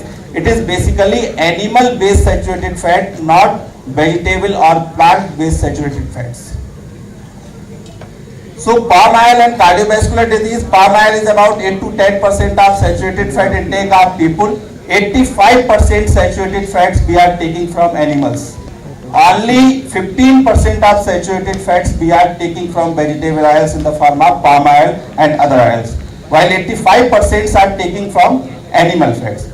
तो जरूरत है हमें animal saturated fat को कम करने की, कि देसी घी है, मक्खन है, मलाई है, इसको हमें कम करने की जरूरत है, ना कि जो प्लांट बेस्ड हम सिर्फ कितना ले रहे हैं, सिर्फ 10 से 15%, किसमें यूज कर रहे हैं, सब्जी बनाने में यूज कर रहे हैं, कुकिंग में यूज कर रहे हैं, लेकिन और जो एनिमल बेस्ड सैचुरेटेड फैट्स है उसका इंटेक हमारा 85% है, and that is responsible for increase LDL cholesterol in our body, not that 10 to 15% of saturated fat taken from palm oil or other vegetable oil. So to improve our cardiovascular mortality, we should reduce smoking rate, or we must focus on other risk factors which are responsible for cardiovascular disease. हम मोटे बहुत ज्यादा हैं, cigarette के 2-2 bundle P ले रहे हैं, मुश्किल से 2 से 3 घंटे हम सो रहे हैं, और हार्ट अटैक अगर हमें हो जा रहा है तो हम रिस्पॉन्सिबल किसको बता रहे हैं, घी तेल चिकनाई के लिए, कि हम घी तेल चिकनाई ज्यादा खा रहे हैं, उस वजह से heart attack. You are not focusing on your life style. आप एक्सरसाइज कर नहीं रहे हैं, बिल्कुल एकदम सेडेंटरी लाइफ स्टाइल है, कुर्सी पे बैठना है, घर पे कुर्सी पे बैठना है, ऑफिस में गए कुर्सी पे बैठना है, और हार्ट अटैक हो गया, रिस्पॉन्सिबल किसको बता रहे हैं, कि घी तेल चिकनाई. कि मैसेज आती है वहां पे हार्ट अटैक का पेशेंट आया, मिसेस कहती है सर ये घी तेल चिकनाई बहुत खाते हैं, इस वजह से मना करते रहते थे, नहीं मानते थे, और इनको इसी वजह से हार्ट अटैक आ गया. So we people are not focusing on other risk factors which are widely responsible for heart attacks or increasing the incidence of cardiovascular disease. Despite of that, we are blaming the minor factors which may or might or may not be responsible for cardiovascular heart disease, bad cardiovascular heart disease. So for people at risk with a high intake of saturated fat, more than 20%, especially if they are diabetic, or reduction in saturated fat intake is mandatory. There is no doubt. If you are at high risk for cardiovascular disease, then you must take less saturated fats, at least less than 10% of the total fat intake. But you must also focus on other responsible risk factors which increase the risk of cardiovascular disease. Next slide. So what to say? My answer is still no. Few points are in favor of palm oil and few points are not in favor of palm oil. Majority of the points I will say कि if you had a moderated or limited intake of palm oil, then definitely it is not going to adversely affect your cardiovascular health. It will affect your cardiovascular health only if you take in excess amount. And you must also focus on other risk factors responsible for cardiovascular disease and not only blame palm oil for all these things. Next slide. So these are the different factors. Obesity or tone nikalna, we say centripetal obesity. If a male is having more than 102 centimeter of base circumference and a female having more than 88 centimeter of base circumference, then definitely he is more prone for development of cardiovascular disease. Next slide. So to prevent the cardiovascular disease, we should not blame palm oil only. We must also focus on these 7 rules for cardiovascular disease prevention. What are these 7 rules? Quit smoking. Say no to smoking. Quit sitting. Adopt healthy, active lifestyle. You must indulge at least 30 minutes of your daytime in some physical activity, at least 5 days in a week, at least 150 minutes in a week. कि सप्ताह में 5 दिन कम से कम 30 minute आपको exercise करना ही करना है, if you want to stay healthy. Quit sugar. Sugar आप छोड़ दीजिए. Sugar except taste, it doesn't add anything in your health. Check your scale. At least you must focus on your weight, whether your BMI is in adequate or desired range or not. Are you obese or not? Check your salt intake. Your salt intake must not be more than 5 grams per day, because it will increase the chances of hypertension. You are more prone for hypertension, and hypertension, if once you diagnosed with hypertension, then definitely you are more prone for development of heart attack and other cardiovascular disease. Check your stress level. In modern era, excessive stress is an important factor for the development of heart disease. अगर मैं ये कहूँ कि आज के समय में सबसे इंपॉर्टेंट फैक्टर क्या है जिसकी वजह से हार्ट अटैक के केसेस बढ़ रहे हैं, तो that is only and only stress. It's a number 1 factor. Because of our increase expectations, बहुत ज्यादा एक्सपेक्टेशंस हैं, अनशेड्यूल्ड अपॉइंटमेंट्स हैं हम लोगों के, अनडिसिप्लिन लाइफ है, तो that increase ultimately the stress level and that adds in negative cardiovascular health. And check your sleep. As my previous speaker had already stated, ये 3 घंटे सो रहे हैं, 12 घंटे 10 घंटे अपना टाइम रील्स में डिवोट कर रहे हैं, सिर्फ 2 से 3 घंटे 24 घंटे में आप स्लीप ले रहे हैं, तो आपकी क्या सर्केडियन रिदम रहेगी, आपका सिंपैथेटिक सिस्टम हमेशा एक्टिवेट रहेगा, आपका हार्ट रेट पल्स रेट हमेशा एक्टिवेट रहेगा, and definitely you are going to a patient of heart disease. और फिर आप ब्लेम किस पे करेंगे, पाम ऑयल. तो this is not good. You must focus on other risk factors responsible for heart disease. Next slide. So cardiovascular health perspective, evidence-based perspective of palm oil, if I talk, then definitely if I talk about cholesterol balance, then palm oil have moderate consumption of palm oil. Here I am emphasizing moderate consumption can increase HDL good cholesterol and reduce the LDL bad cholesterol when replacing the trans fats. Trans fats are almost zero in palm oil. The olive oil of the tropics. It can be, we can say palm oil as a olive oil of the tropics, because studies shows a 15% drop in LDL comparable to olive oil in specific hybrid palm oil diets. And medical caution is only that over consumption or excess consumption of palm oil or any other oil causes repeated high heat frying, can degrade nutrients and increase the heart disease risk. अगर आप किसी भी तेल के लिए, किसी भी fat के लिए बहुत ज्यादा ओवर टेम्परेचर पे हीट करेंगे या उसको बार बार रीयूज करेंगे, then definitely because of the generation of trans fats, it is dangerous to your health, is it dangerous to your coronary arteries, heart arteries, and it will increase the chances of heart attack in yourself. And the other benefits of palm oil, it is also beneficial for brain health. It decreases the chances of dementia and stroke. Dementia, that is basically memory loss. And it also aids in the metabolic support, which was told by my previous speaker very nicely. So, despite of 50% content of saturated fat, palm oil is good in so many things. Next slide. Vitamin A deficiency, I had already stated, majority of our Indian population, especially rural population, is deficient in vitamin A. We are very well aware with Rataudi or night blindness. So palm oil is a good source of vitamin A and vitamin A. Next slide. Sustainability, I think it will be talked by my next speakers. Next slide. So certification is important. We must use certified palm oil. Next slide. Social sustainability and public health, I think it will be covered by next speaker. Next slide. So the integrated view, one health, interconnectedness, environmental health prevents zoonotic disease spillovers, while sustainable diet supports long-term human wellness. And my medical recommendation, relying on a single oil is not ideal. कोई भी एक तेल अच्छा नहीं है.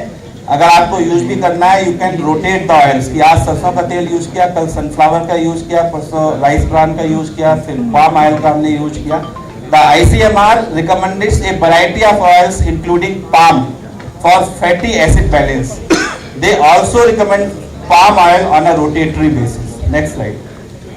So practical guidelines for medical practitioners, because majority of the medical practitioners are of a mindset that palm oil is not good for health. So they also needs counseling. Advise patient to look for the RSPO trademark on the labels that it is certified. Preparation discourage repeated high temperature frying, which creates pro-inflammatory compounds, and use palm oil as a part of a diverse lipid intake alongside mustard oil or olive oil or other oils like coconut oil. Like if you go to South India side, और हम लोगों से कहें कि आपको coconut oil में अपना खाना नहीं बनाना है, it is bad for our health. How can we see that? Sir had already stated in the start of the seminar कि majority of our Indian population is making their food in mustard oil, और हमें आज तक कोई नुकसान नहीं हुआ. Western वाले कह रहे हैं कि mustard oil is not good for health. So we have our experience, so how can we say that mustard oil is good not good for our health? Next slide. So in conclusion, I can say that sustainability is non-negotiable. Medical professionals should advocate for certified sustainable sources, and definitely palm oil is not bad for your health if you if you consume it moderation or in limited intake. And nutritional value, if I talk, when processed and consumed correctly, it is a valuable tool for public health. Thank you.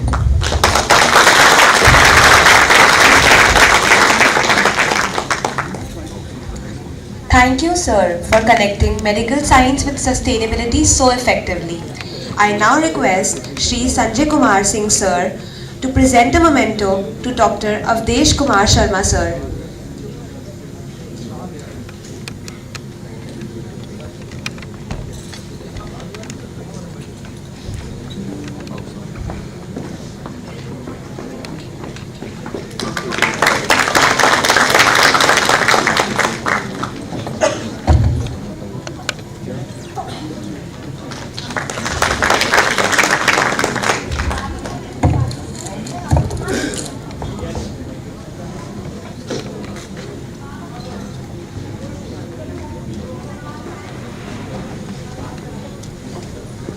Now may I have the honor to invite Dr. Sanu Jacob sir, Director FSSAI National Food Laboratory Chennai, which comes under the aegis of the Food Safety and the Standards Authority of India.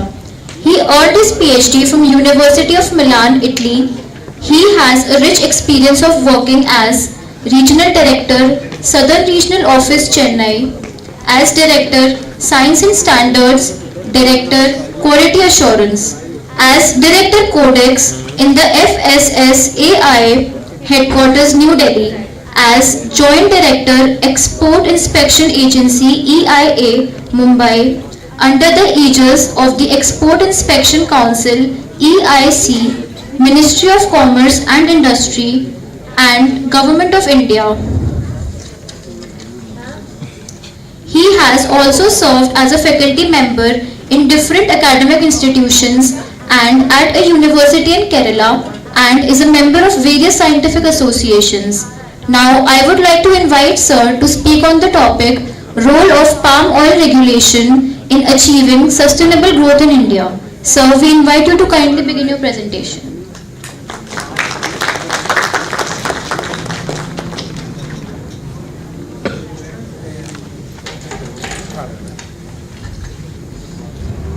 Good afternoon, namaskar.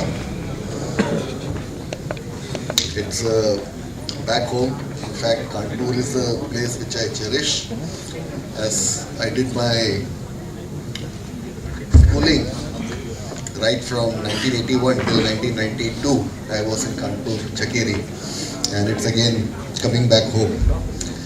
First of all, thanks to the organizer, HPTU, for inviting me all the way from Chennai, and to my dear friend Neeraj and his team. And yes, the topic that has been given is, is something very need of the hour, to remove a lot of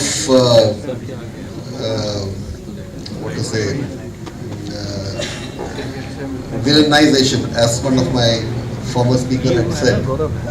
So my presentation would be giving an outline on the regulatory framework, where you can see there are various chapters on the introduction, quality standards, derivatives, safety concerns, what should be the industrial landscape, public health. Likewise, FSSAI also did some survey in the recent past, that also I will be just covering, and what are the regulatory aspects, both the domestic and the imports, and of course the compliance enforcement, which is part and parcel of the FSSAI regulations.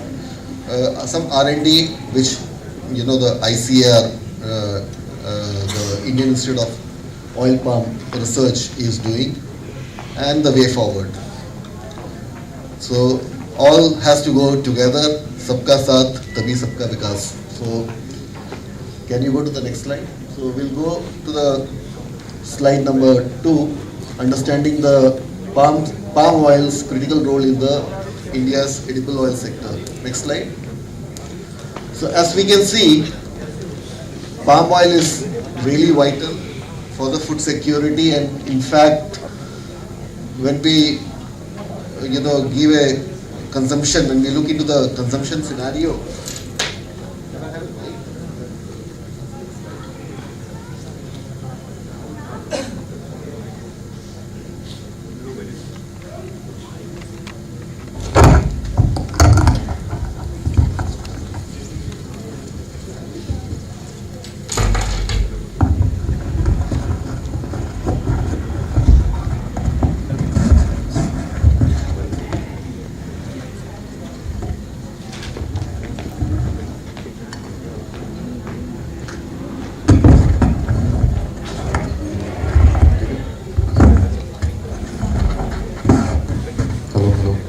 am I audible?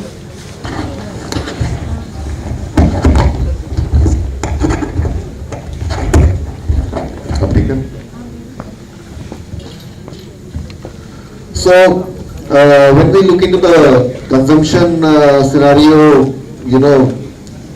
in large, palm oil is being consumed, 83.7% in the rural sector, and close to 40 or 50% in the urban. And definitely we are dependent, India is dependent on oil and that's why we import 60% of the consumption of our oils are coming through the imports, where again when we look into the classifications, palm oil is taking the lead. And there are 3 major derivatives: palmolene, which is the primary cooking oil, very refined, then palm stearin and palm kernel oil. And every derivative has their role, like palmolene for frying, palm stearin for manufacturing, confectionery, bakery products, and palm kernel oil mainly again for frying, cosmetics, etc.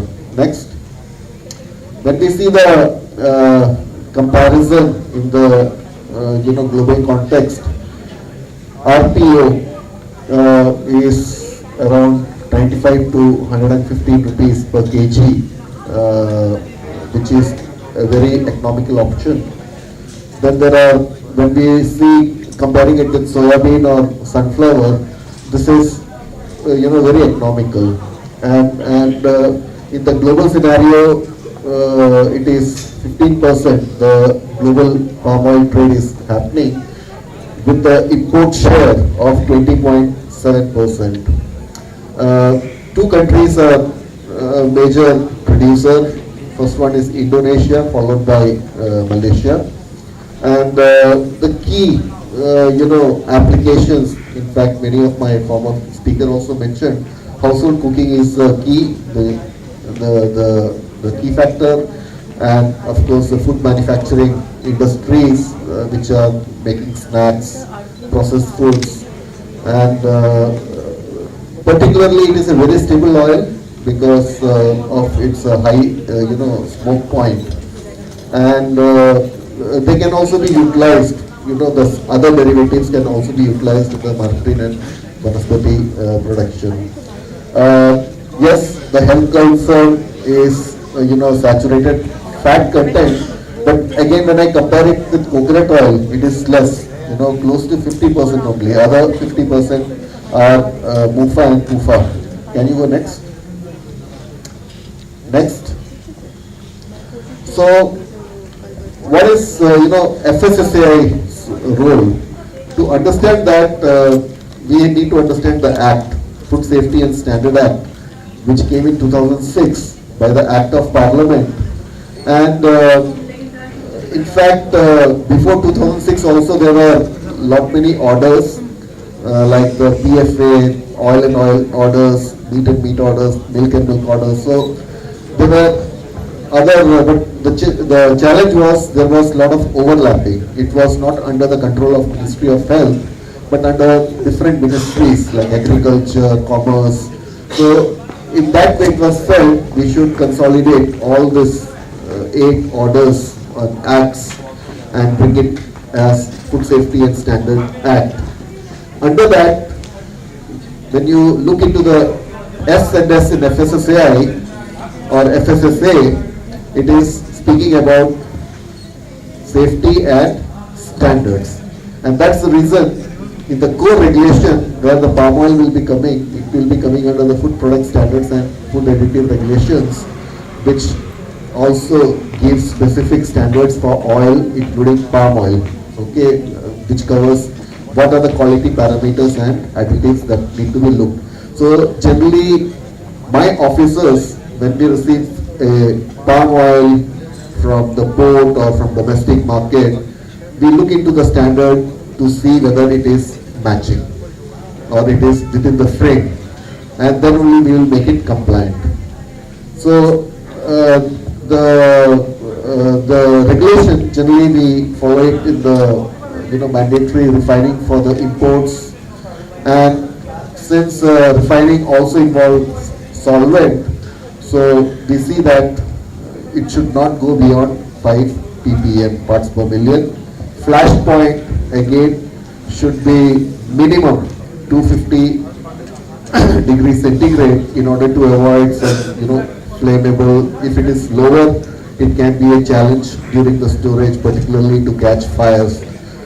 And labeling also is one area which is being seen critically when we look into.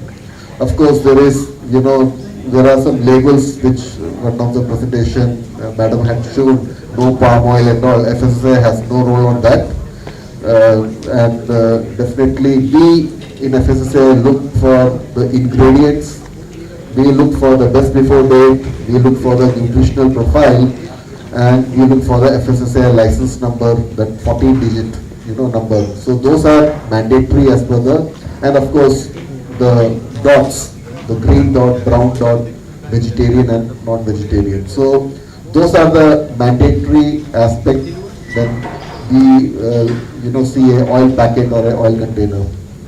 So FSSAI has a food category system. So palm oil is placed under 2.2.1 bracket 19, palmolene is under 2.2.120, palm kernel oil is 2.2.21.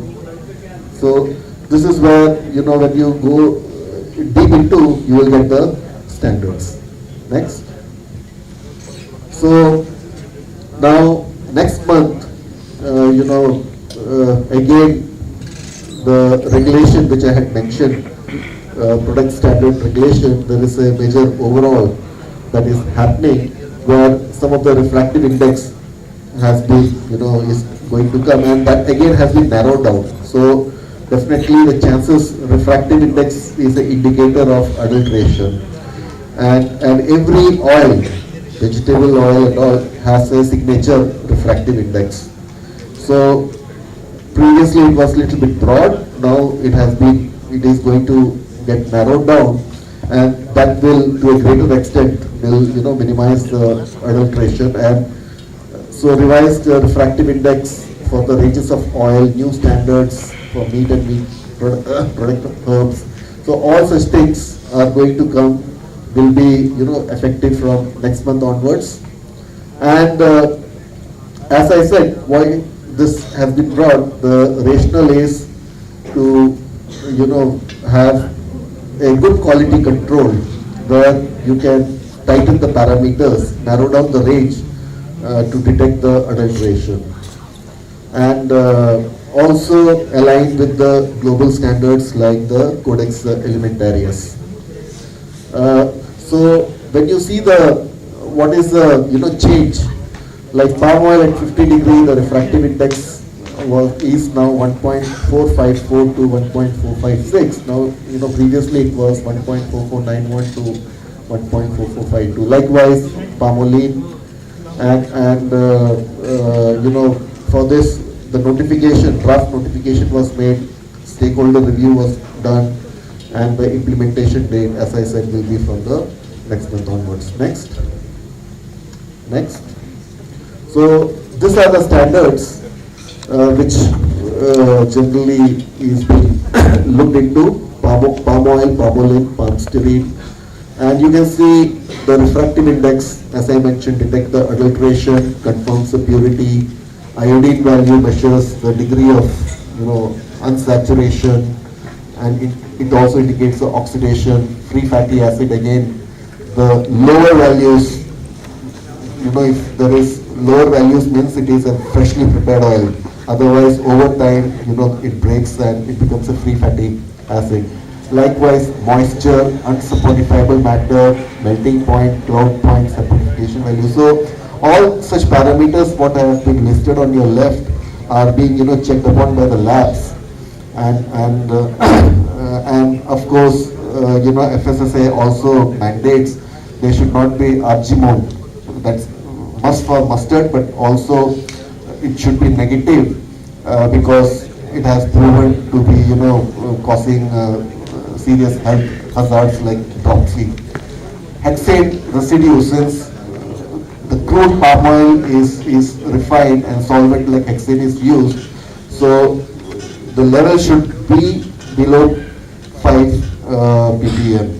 So two things, 5 ppm hexane level should be low ppm, and the flash point should be about 250 degree centigrade. So, and the flash point, which based on the Pexi Martin close method, ensure safety during the storage and handling. Next.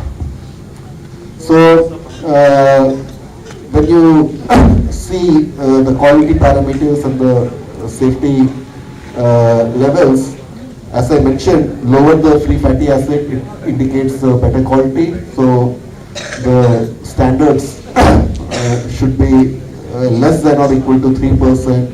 In case of raw palm oil and refined palm oil, it should be less than or equal to 0.5%. Peroxide value should be less than 1. All these numbers you can get it also in our website, but I just consolidated to give you a aspect of what exactly.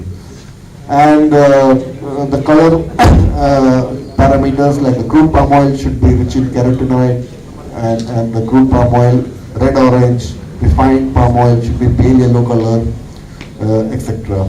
Next, of course, the testing frequency, laboratory methods, all those things, as per the NABL, ISO, a laboratory which is under the ISO 17025, they need to follow, certain, standardized approved methods by the NABL, and the FSSAI, does most of them.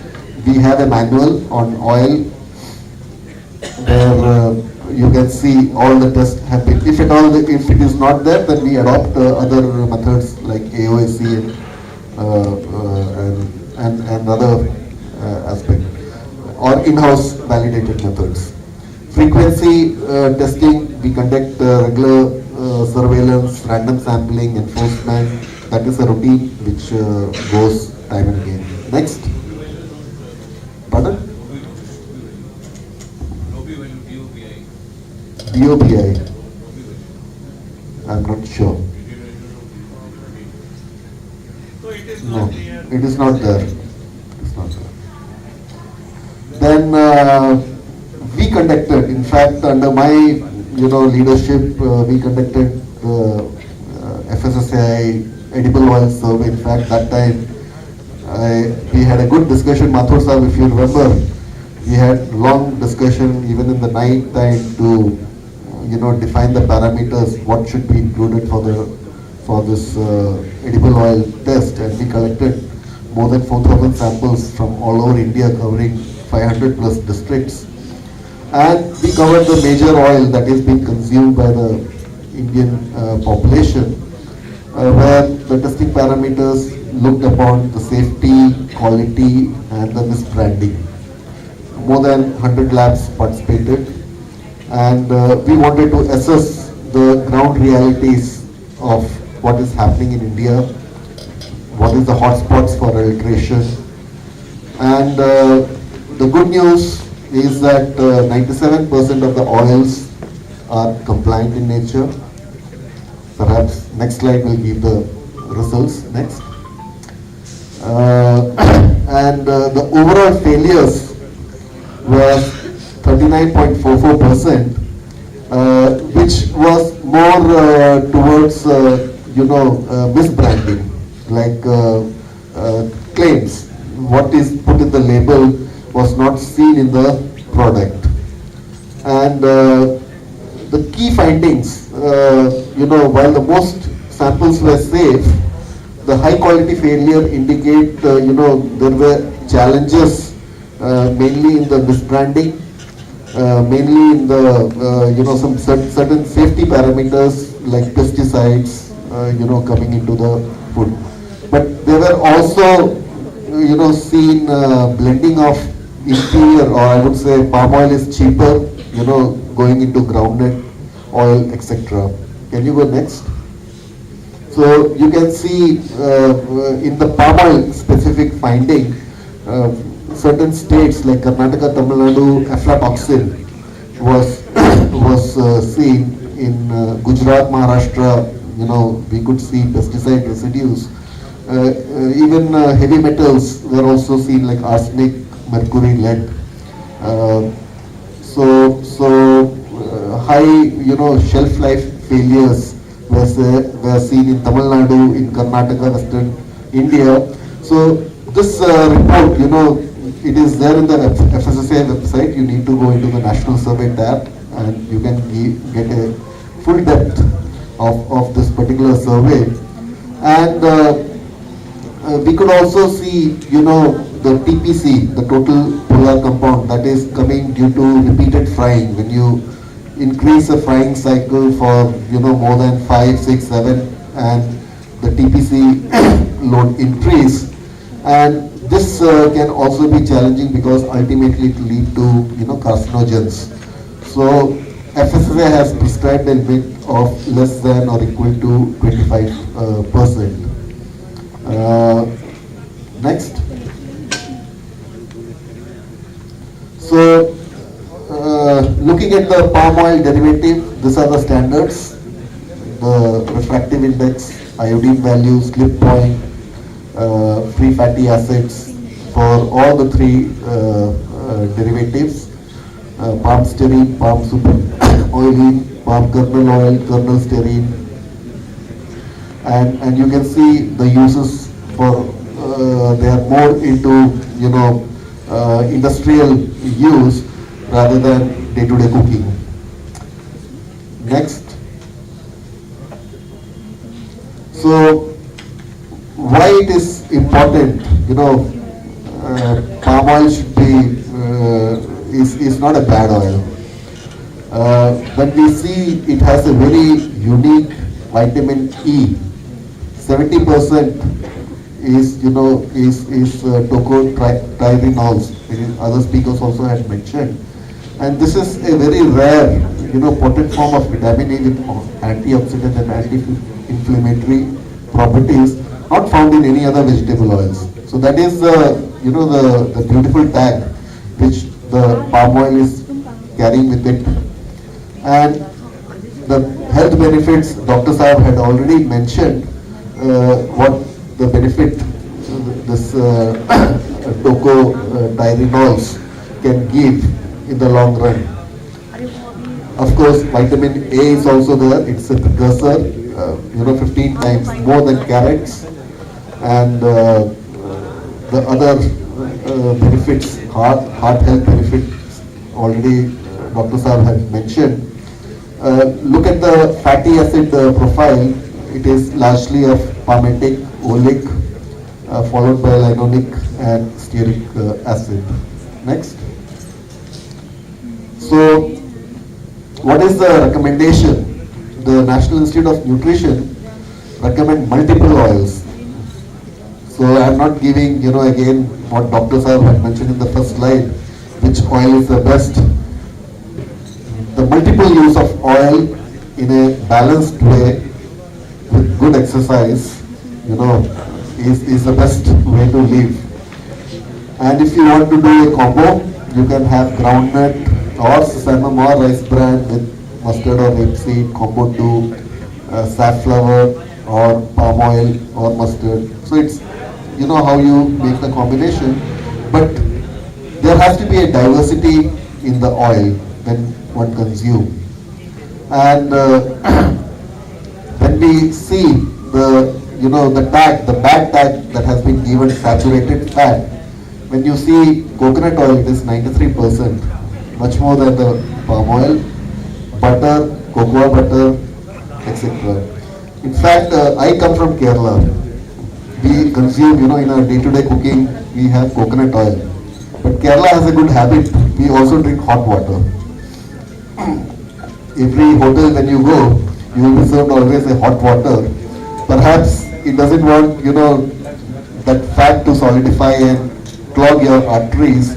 So somewhere it will melt because coconut oil melts very fast, but it's solidified, you know, at 22 degree or 20 degree gets solidified. So a little warmness of 25 degree or 30 degree water also when you put it will melt. So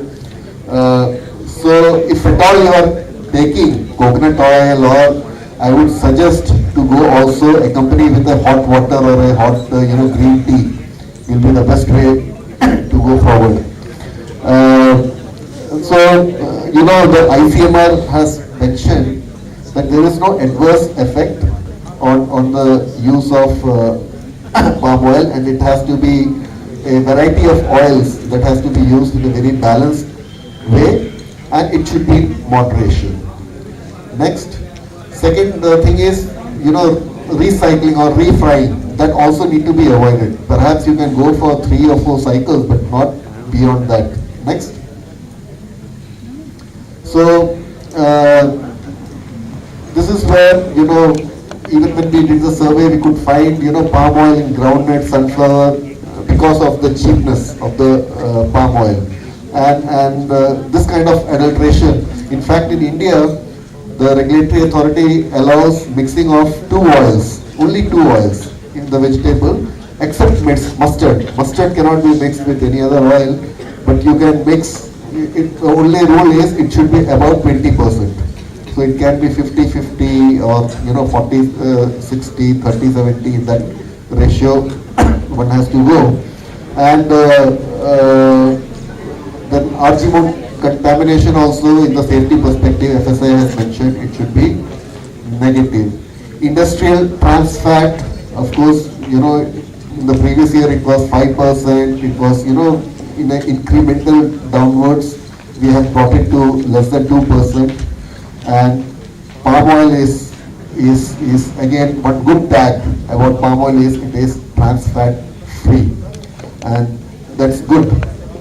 And as I mentioned, the hexane level should be less than 5 ppm. Next.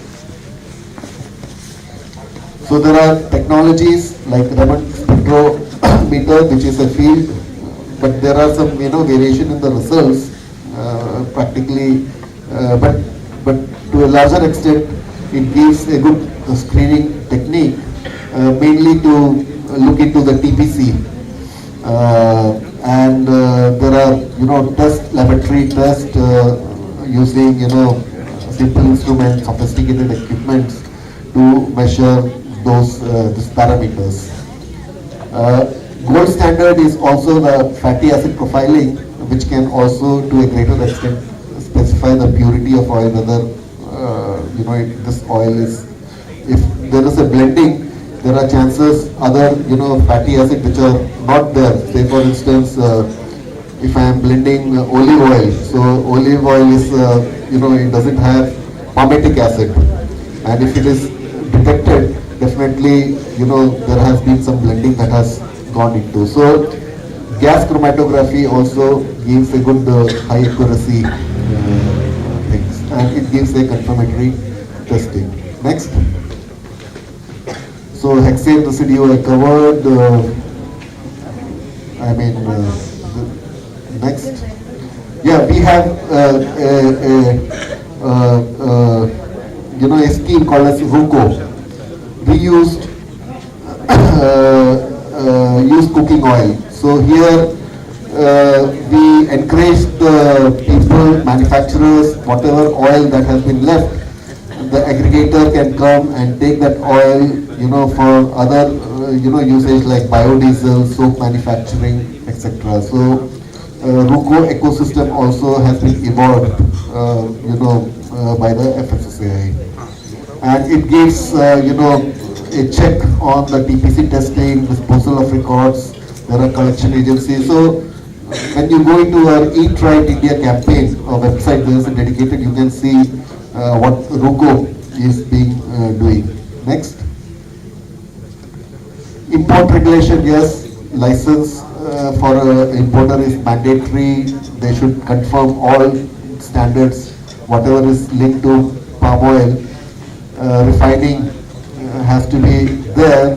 Again, the free fatty acid should be less than 0.5%, and other label requirements like the health certificate, the certificate of origin, those kind of things, the officer always look into it.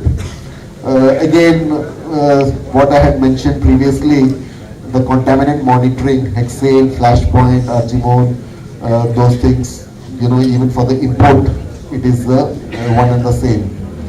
Next.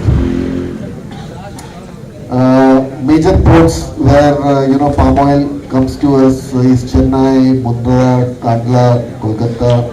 These are the ports, and all this testing, what I had mentioned, quality testings are being dealt. Next. So now looking into the mission, national mission on palm oil or oil palm mission. So the current area as on today is 6.2 lakh hectare, and you can see by 2029-30 it need to be increased. And the major producing states are Andhra, Telangana, Northeast is again emerging. Other states are also coming up, and the three top countries of the world are Indonesia, Malaysia, and Thailand. Of course, the Indian dynamics, we are the largest again importer of palm oil. Next.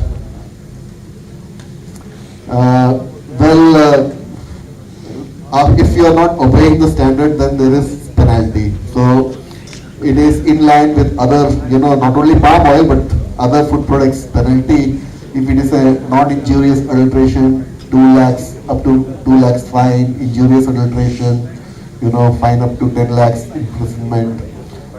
There are sections, in the FSSAI Act, starting from section 48 to section 68. You can see, if any of these things, whether it is misleading, unsafe food, no license, the penalties or the punishment has been defined. We have a licensing for the new manufacturer. There is a FOSCOS where one can apply the license. If it is a mere registration for a business with an income of 1 lakh, of a income of rupees 1 till 12 lakhs, you can just go for a 100 rupee registration. If it is more than 12 lakhs up to 20 crore, then you have to go to a state license, and if it is more than 20 crore, you have to go to the central license. Or if you are an exporter or an importer, you have to go to the, come for the central license. If you are doing a e-commerce like Amazon, Flipkart, where you are making your sale, you have to come to the central license. Or if you are doing a business in more than 2 states, 2 or more states, then again you have to have a central license. So that is how the bifurcation of registration, state license, central license is being done. And all this comes under a uniform platform, FOSCOS, which is available in the website and very user friendly.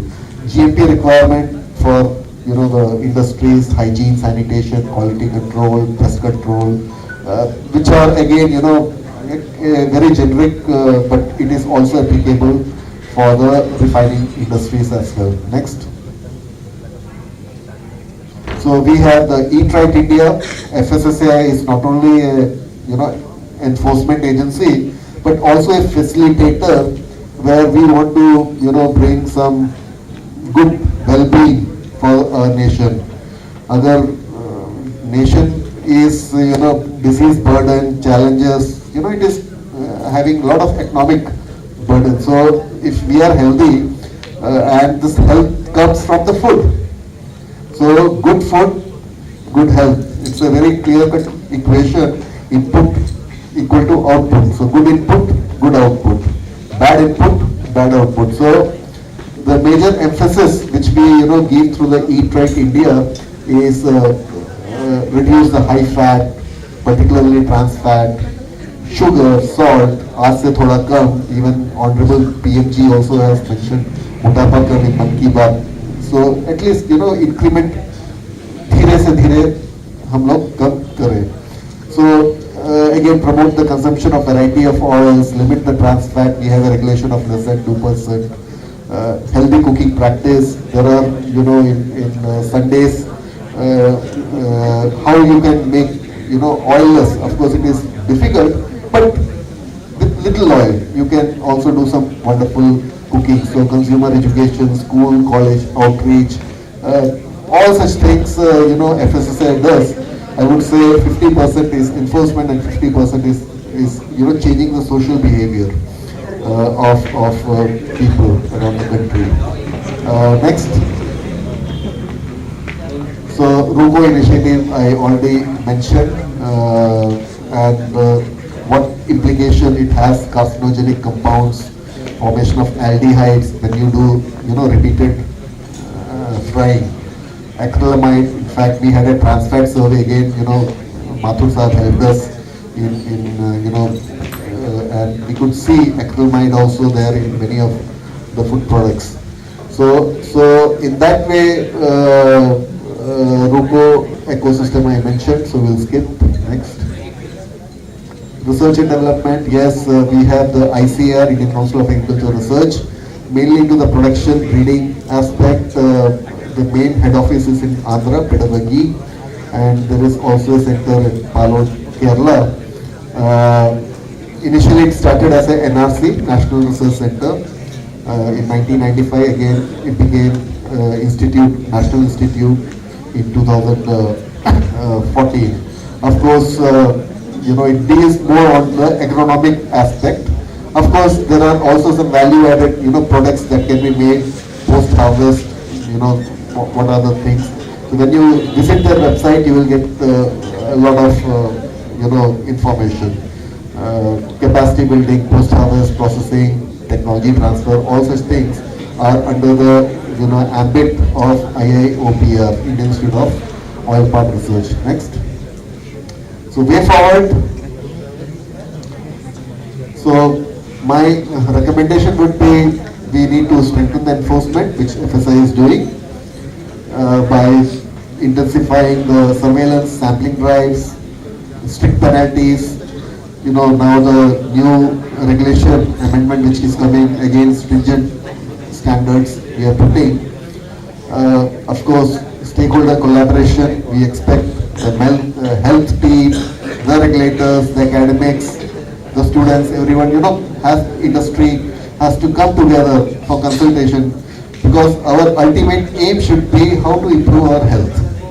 It's not business, but it is the health, which I also tell the FBOs, one day karma is going to hit you. If you are purposefully doing for economic gain and causing some kind of it is going to hit badly. So better let us come forward, do a stakeholder consultation involving the regulators, health professionals, academics, expertise, and that's the reason FSSA has the scientific panel, scientific committees where we invite people to come and discuss research priorities like improved varieties, sustainable practice, need to be, again told to the public. Technology adoption, some new sensors, mainly for on-screen testing, because lab at least takes, sophisticated testing take 2 days. Chemical analysis generally take 2 days. So if we are able to screen, quickly on the field, like Raman spectrophotometer, that would be great. So, institute like HPTU can come up with some techniques or some RAFT. We have a scheme in FSSA RAFT called as Rapid Analytical Food Testing Kit Method, which can do a quick testing, a validated testing, and give a kind of a qualitative screening immediately. Consumer education, how to read label, how to choose a good oil, balanced diet, all such things, and also encouraging the farmers through good extension service, some unused land where there is no greenery thing, it can be developed and perhaps can be tried. So such kind of things can be looked upon. Next. So in conclusion, a comprehensive framework, balanced approach, good technological innovation, and most important, responsible consumption is very important. And in that, let me quote FSSAI's commitment. FSSAI remains committed to provide safe, nutritious palm oil while fostering industry growth, protecting consumer, and promoting public health. So with this, thank you once again.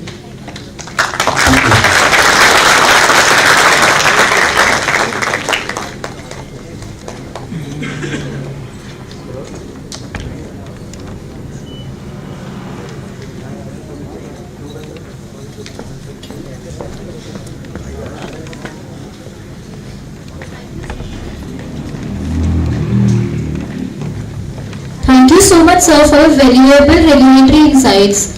I now request Dr. Neeraj Awasthi, sir, to present a memento to Sanu Jacob, sir.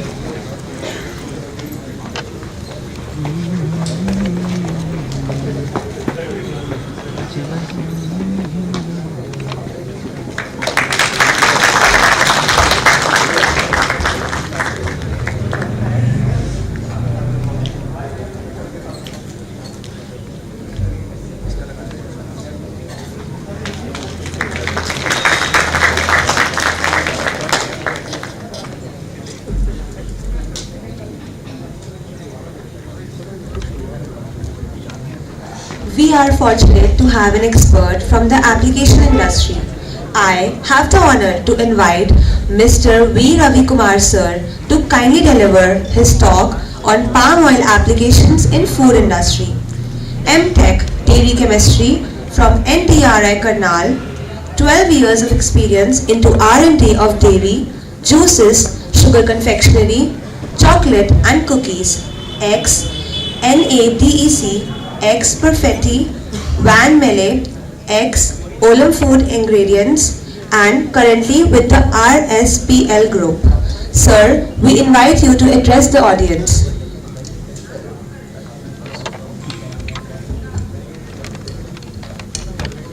I'll just make a humble request to the speaker. In fact, our dignitaries, they are having their flights, so we cannot keep it open-ended. I'll make a humble request to our next speaker. If it is possible, can he wind up his talk in another 12 to 15 minutes? Yeah, thank you.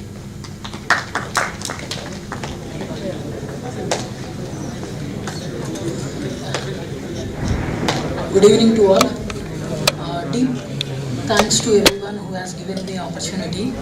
Yeah, carrying around 12 years of experience in R&D for food industry, I would like to share a few insights regarding the usage of palm oil in food and food products. Yeah. Almost every part of the palm fruit is useful. Yeah.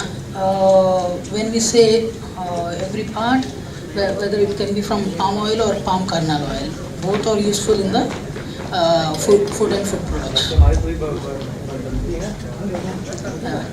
Having fatty acid profile with a balanced way of palm oil and the palm kernel oil with a high saturation, applications are very wide in multiple categories of the food, whether it can be dairy, bakery or confectionery. Now, basis on IV value, we use in food industries, whether if it is like ice creams, if you see, it can be goes on coating, chocobar. Yeah? And when it compares to in frozen desserts, we use saturated fatty acids to raise the melting points and to resist during the peak summers.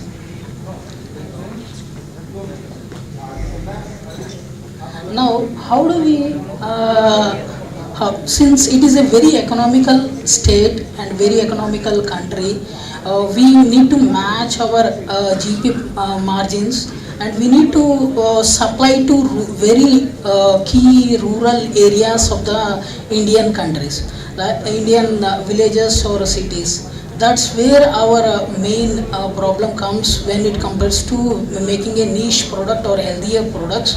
Yeah, we companies, all the companies or FMCG companies are bound to use palm-based oils because of their two factors. One is versatile applications, and the second one is economical. Yeah.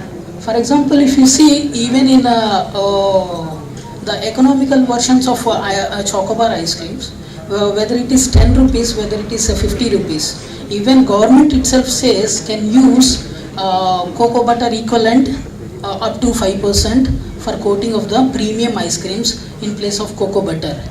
Yeah, that again gives the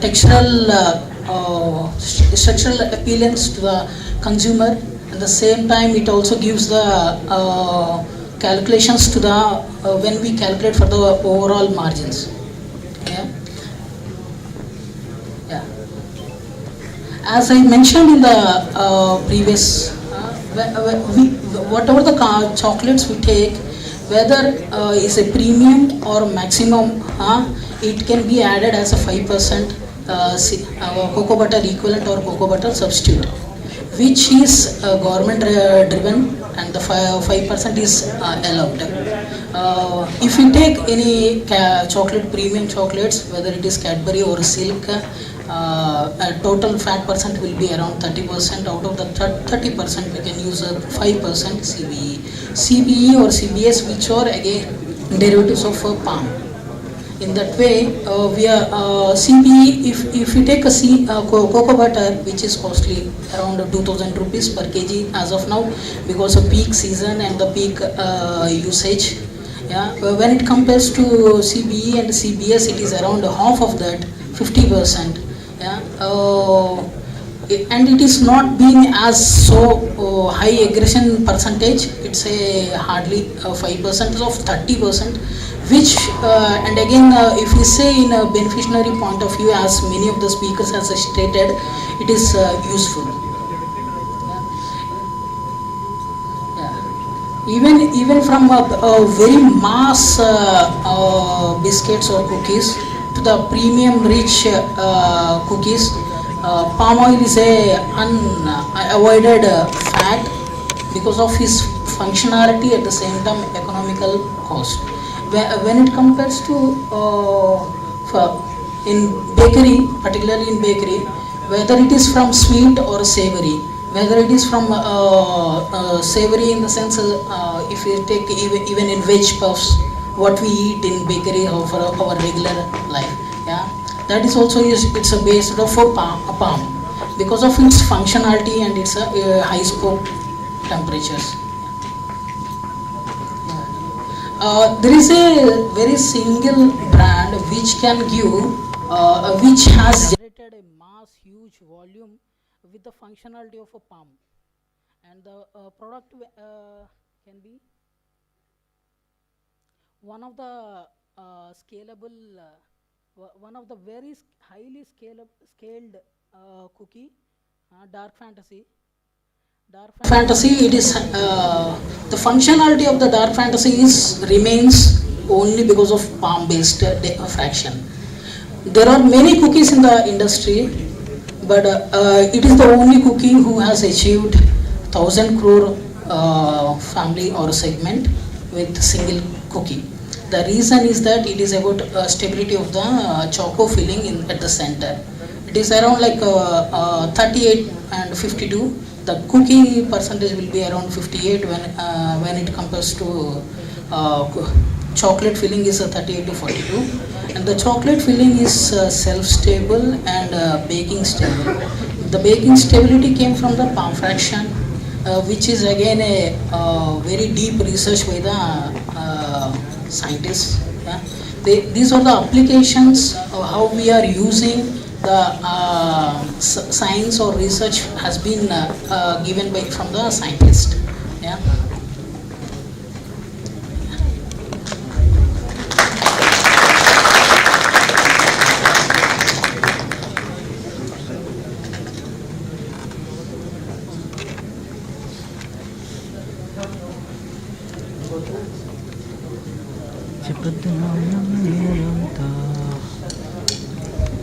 I now request Professor Sameer sir to please present the memento.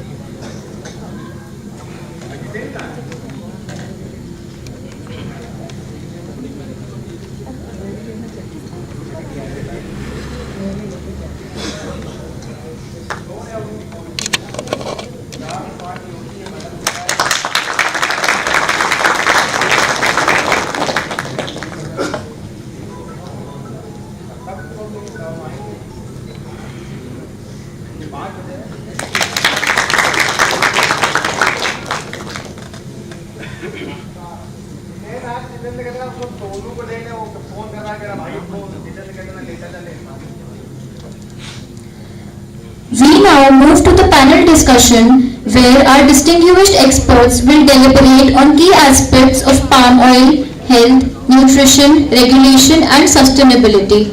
May I invite Professor PKS Yadav sir to kindly proceed with the process.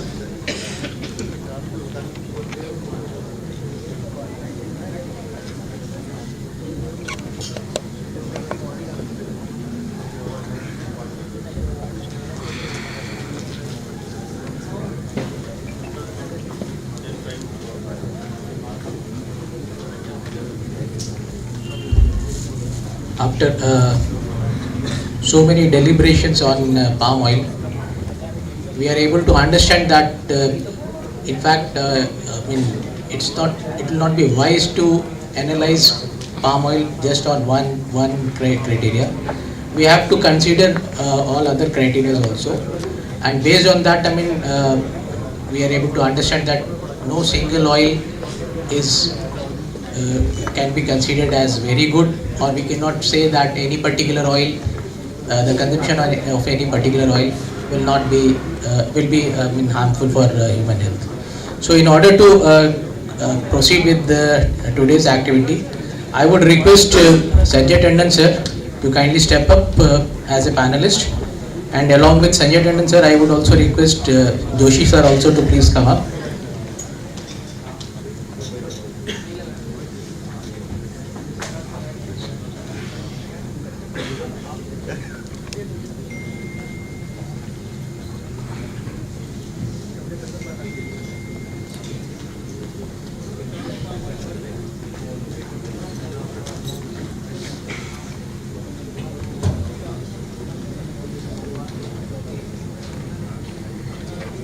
See, the objective of today's panel is not to promote a single viewpoint, but to explore the balanced truth, grounded in scientific evidence, nutritional research, sustainability practices, and real-world experience. We aim to examine palm oil's role in human health and nutrition, understand its functional and economic importance, and critically assess the challenges and progress related to sustainable production. Our distinguished panel brings together diverse perspectives from health and nutrition, science to sustainability, policy and industry practice. This diversity is essential because complex global issues like palm oil cannot be understood through a single lens. To move ahead, I would request Dr. Roshan Martis if he can throw some light on why palm oil becomes so integral to global food system, particularly in developing economies. Dr. Roshan Martis, please. Hello. Yeah, thank you, Dr. Praveen. So, along with that, I also like to speak about what's palm oil's role in linking in terms of health, sustainability, and livelihoods, and why it's very important for this country. So, you might have all heard about palm oil, some in a positive way and some in a negative. But we haven't heard about the real truth about palm oil. So, as many speakers said, palm oil is one of the most widely consumed oils globally and one of the key contributors to food security here in India as well as abroad. Also, it's one of the economically important sources for millions of livelihoods here in India.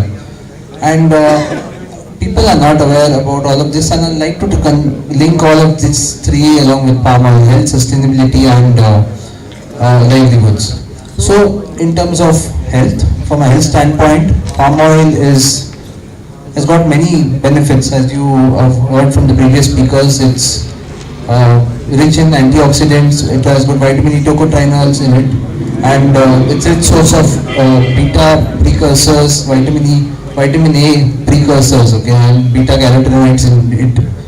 Also, along with that, it's cholesterol free and trans fat free, which people are not aware of in today's time. It has a balanced fatty acid profile, which all the speakers have spoken about in the till now, and leading to all of this, people think that palm oil leads to obesity, but it's not just one oil leading to obesity. Any oil consumed in excess is going to lead to obesity, and for all of this, it needs to be people need to have a balanced lifestyle and balanced, responsible consumption for every person here in India. When I talk in terms of the second impact, which people say is environmental deforestation, which is caused by palm oil. But the fact is, palm oil produces 5 to 8 times high yield per hectare as compared to any other vegetable oils. That's why the Indian government has seen this as a cash-rich, cost-efficient crop and come up with oil palm plantations since 2021. They have started many decades back. So it also requires less land as compared to other oils. And for an example, I would like to tell you, for Malaysia, we have restricted our land to 50% as forest and 50% for plantations. From those 50% of plantations land, about 16% to 18% is used for oil palm plantation, and rest is used for rubber, timber, and other crops. So, if we want to replace palm oil, that we have to use other vegetable oil crops, and it can lead to more of deforestation as well. So people are not aware of all of these facts. So only there are various wildlife associations in Malaysia as well who are taking care of orangutans, which was the problem till 2020, where after 2020 we have stopped increasing oil palm plantations and we are focusing more on increasing the yield and productivity, getting better yield out of the crops we have there, or the plantations. So, your sustainability plays a very important role, and in Malaysia we have got MSPO, Malaysian Sustainable Palm Oil, which takes care of sustainable aspects, that all the plantations are sustainably certified, and about 90%, almost 90% of our plantations are sustainably certified, and we're taking care of all of the factors. And in addition to that, it's not about boycotting palm oil, it's about sustainable, certifiable standards which need to be followed. And India is also into oil palm plantations, following very good standards here. I know that. The third aspect of it is livelihood. Like I can say, every bottle of oil, there's a farmer, there's a worker, and a family behind it. It supports millions of livelihoods across the globe, not only in India but abroad as well. So, you may be knowing in rural households, the alternatives are limited. There are chances of getting income, but the alternatives are very much limited here. So, out of all of this, if I talk about all the three factors, how we are linking palm oil. So, palm oil in terms of health is nutritional, affordable.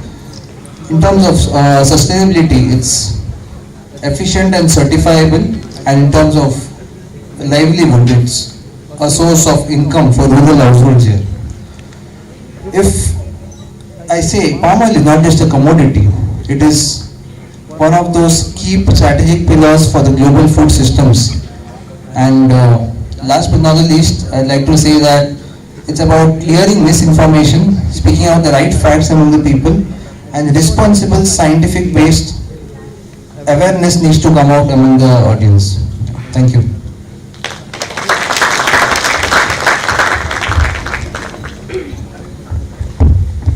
Thank you, Doctor. We have amongst us Mr. Sanjay Tandon, sir. He completed his graduation from HPTI. This institute this particular institution was popularly known as HPTI earlier. Now it has upgraded to university status. After completion of his graduation, he has worked with so many of industries and is having a rich experience in the processing. We have been hearing so much about palm oil since start of this seminar, and most of the discussions were focused on the fatty acid composition. Rather I'll say that it was actually focused on the crude palm oil. I would request Sanjay sir to throw some light on the processing techniques which are actually responsible for making making this particular oil so debatable. Sanjay sir, please.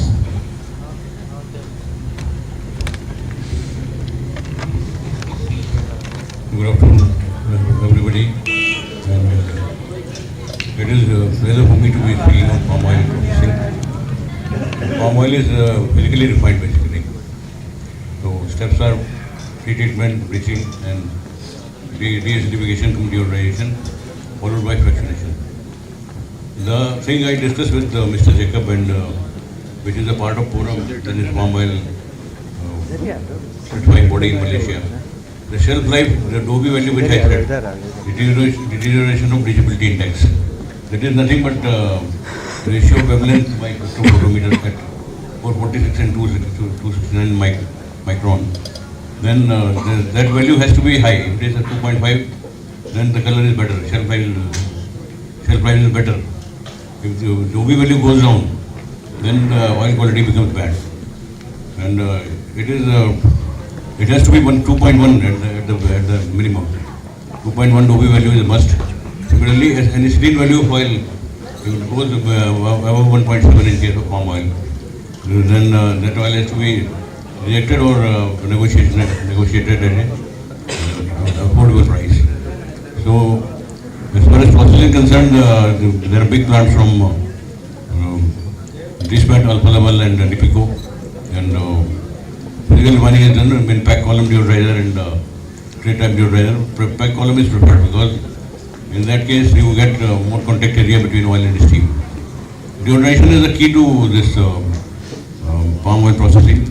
First of all, we treat the oil in oil with phosphoric acid because gums are around 0.3%. So those gums are conditioned. Gum conditioning means if phosphorus level is below 50 ppm, then you have to add, you can understand that the gums are non-nitratable. And to that proportion phosphoric acid is added. So the conditioned gums, they form the phosphate ion and they are removed during the bleaching process. So 20 minutes of pre-treatment, and then half an hour bleaching time at 110 degrees centigrade. 710 mm vacuum pressure. Then you filter the oil and then take it to deodorization. Deodorization with deacidification has to be done at 260 degrees centigrade and 1 hour residence time. This is the processing, and after that you take the oil to fractionation. Fractionation, again you homogenize the oil, you heat to 70 degrees centigrade. Why do you heat to 70 degrees centigrade? Because 70 degrees is the melting point of stearin, which is the highest portion. If you don't melt, don't heat to 70 degrees centigrade, what will happen? The crystal memory will be left as such, and you will not get the proper result. Whatever you want more of onion and less of stearin for maintaining a good fractionation process. You have to melt the mix, and then you start cooling it from 70 to 39 degrees centigrade at the rate of 7.308 degrees centigrade. Up to 38 degrees centigrade, what you get is you will get the crystals moving here of the stearin, palmitin and myristin. These are saturated fat. So for fractionation में क्या होता है पहले saturated fat will get crystallized first. Then GS2U. First is GS3. Then second is GS2U. Two saturated and one unsaturated. Then after that, one SU2. One saturated, two unsaturated. And finally S3. Then is triple O. What is the interesting thing in palm oil is that it has got an ideal value of 53, 52, 53. When you fractionate, you get an ideal value of 56. That ideal value of triolin is 86.1 degree. So that way, you take the same unsaturation. 86.1 is triolin. Triolin is 100% unsaturated. So 53 will be around 60% unsaturation, and 56 IV which you are consuming as olein will be 65% of unsaturation. I want to say one thing. I had read somewhere, and it was in a conference only, that 38 degrees centigrade if digestibility is 100%, then the melting point goes up to 49 degrees centigrade, then digestibility reduces to 83%. So you cannot dismiss the fact that palm oil is not totally 100% digestible, because it has got a melting point, and saturated fat is there. So palm oil is basically used by halwais also basically, क्योंकि उसका palm oil में frying भी हो जाती है, and it's refined also, but there has to be some benchmarking as to what is the end product you are looking for. I think this is enough.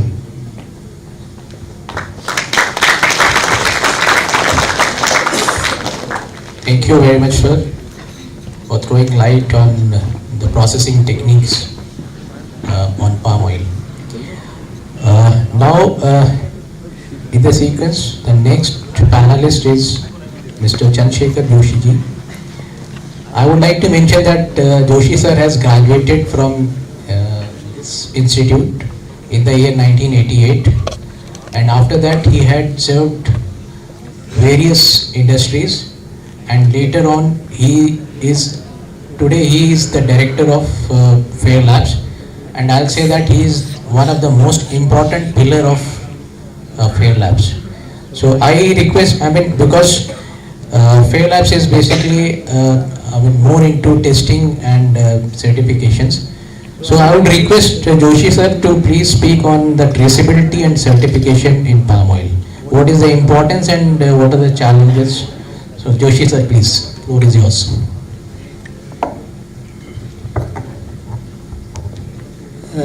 Good afternoon, everyone. Thanks to Dr. Praveen and his team, Dr. Roshan Martis, and our National President, Dr. Churi, for inviting me to this conference for expressing my idea on this very important subject. So I have a small presentation that I would like to give.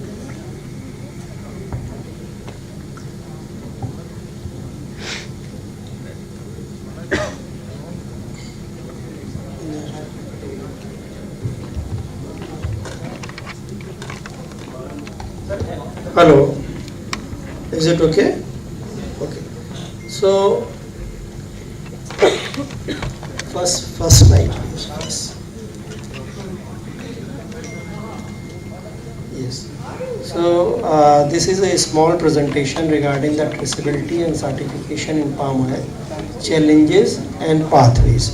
So, we are talking about the sustainability, and it has become very, very important aspect in palm oil production, because it is consumed globally, and this aspect is sometimes being used as a trade barrier also. So we have to comply with this, and importance is growing. So at least we should understand what actually this is. Next slide. So palm oil is the largest edible oil crop on the planet. produced in area of world where there is a great biodiversity. Sustainability come along with this because there is these things comes in the mind when we promote palm oil. There is a loss of biodiversity. This means that it is crucial that palm oil is grown and processed sustainably. In this aspect, great progress has been made, but how can we know whether the companies from where we are buying the product is using sustainable oil or not? The solution here lies in full traceability and transparent supply chain for palm oil. Next slide, please. Coming to the traceability and certification in palm oil track its complex journey from plantation to product, ensuring sustainability and fighting deforestation through system like Roundtable on Sustainable Palm Oil (RSPO), which verifies responsible practices via audit and supply chain model, identify, preserve, segregate and mass balances. To ensure traceability and to ensure that we are producing palm oil with the sustainable practice, these things are very important. So while traceability guarantee knowing the source, certification adds to a layer of verified sustainability, often using technology and on the ground check, giving consumer confidence that palm oil and its products avoid environmental damage and unethical labor. Next slide, please.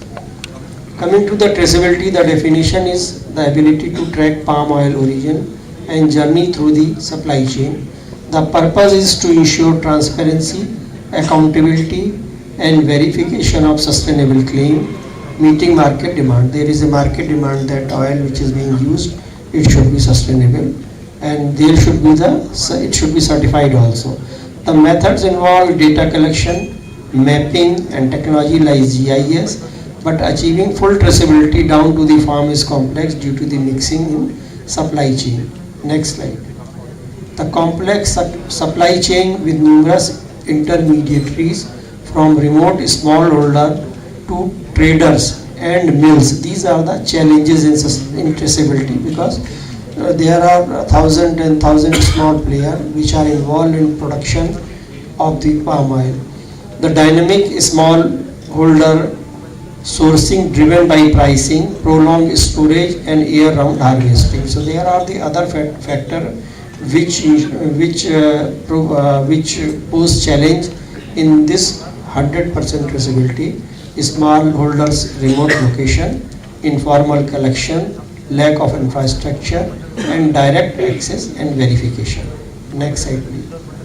So pathway to traceability include direct tool like blockchain, geospatial mapping, apps-enabled plot level tracking, risk assessment and immutable record from plantation to product. Next please. The certification RSPO example, the role is to create a qualitative distinction between certified, sustainable and conventional palm oil, acting as a passport for responsible sourcing. The process requires independent third-party audit, compliance check and documentation. Coming to the supply chain model, identify and preserve, segregate and mass balance. The benefits are build customer trust, enhance brand reputation and helps meet new regulation like EUDR. Next. So challenges in certification are high cost for training, PPE, auditing reliability, compliance burden to smallholders, diversity among smallholders, reliability, unintended efficiency, governance issue like land titles and bureaucratic issues. Pathway for certification is group-wise certification, step-wise approaches, reduce cost, training on best practices, group management, external support via CSR, soft loan, simplified procedure and market incentives. Next please.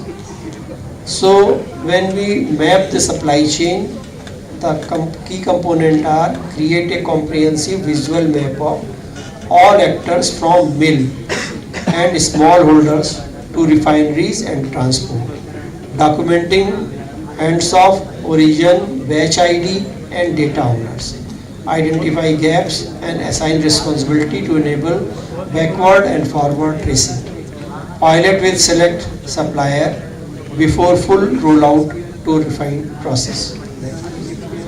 Now we can use the digital tool also, the implement integrated platform, blockchain or app for real-time batch visibility, standardize data formats to reduce manual entry and integrate with logistic for chain of custody tracking during transit. So we have to engage the suppliers also. We have to collaborate with upstream partner via portals, training and contact, use supplier risk assessment and provide support like digital checklist to build capacity. Next please. Now coming to the audit and verification, the conduct regular internal audit, conduct third party verification, retain records for at least 5 years, trace certified oil back to mill using documented proof and trade names, measure success through reduced audit finding and improve data accuracy. Next please. Now the communication of the results are very important. Share batch specific data, link traceability to sustainability certification for market access, continuously improve based on feedback and regulatory updates, prioritize collecting core traceability data that enables plot label verification, regulatory compliances and backward forward tracking from mills. The next is the priority data fields.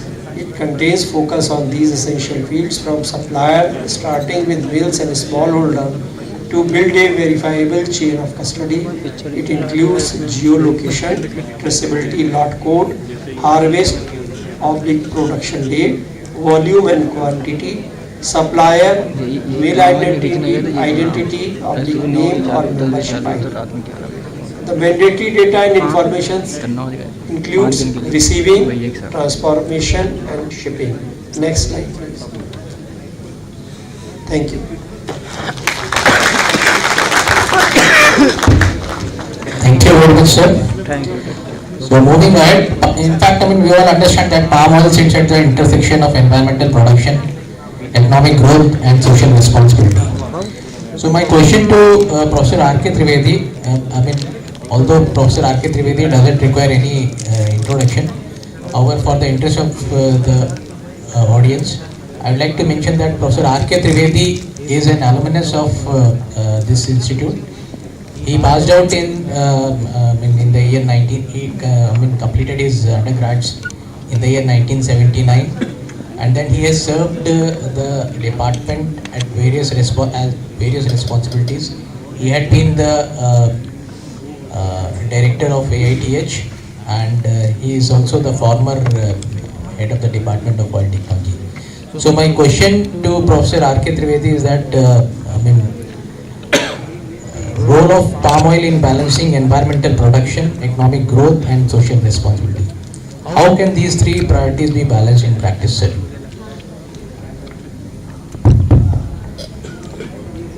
Thank you, Professor Praveen, for inviting me in this panel.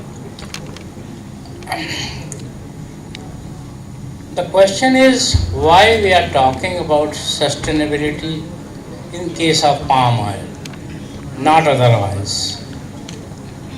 Nobody talks about sustainable soybean, sustainable sunflower, sustainable mustard or sustainable.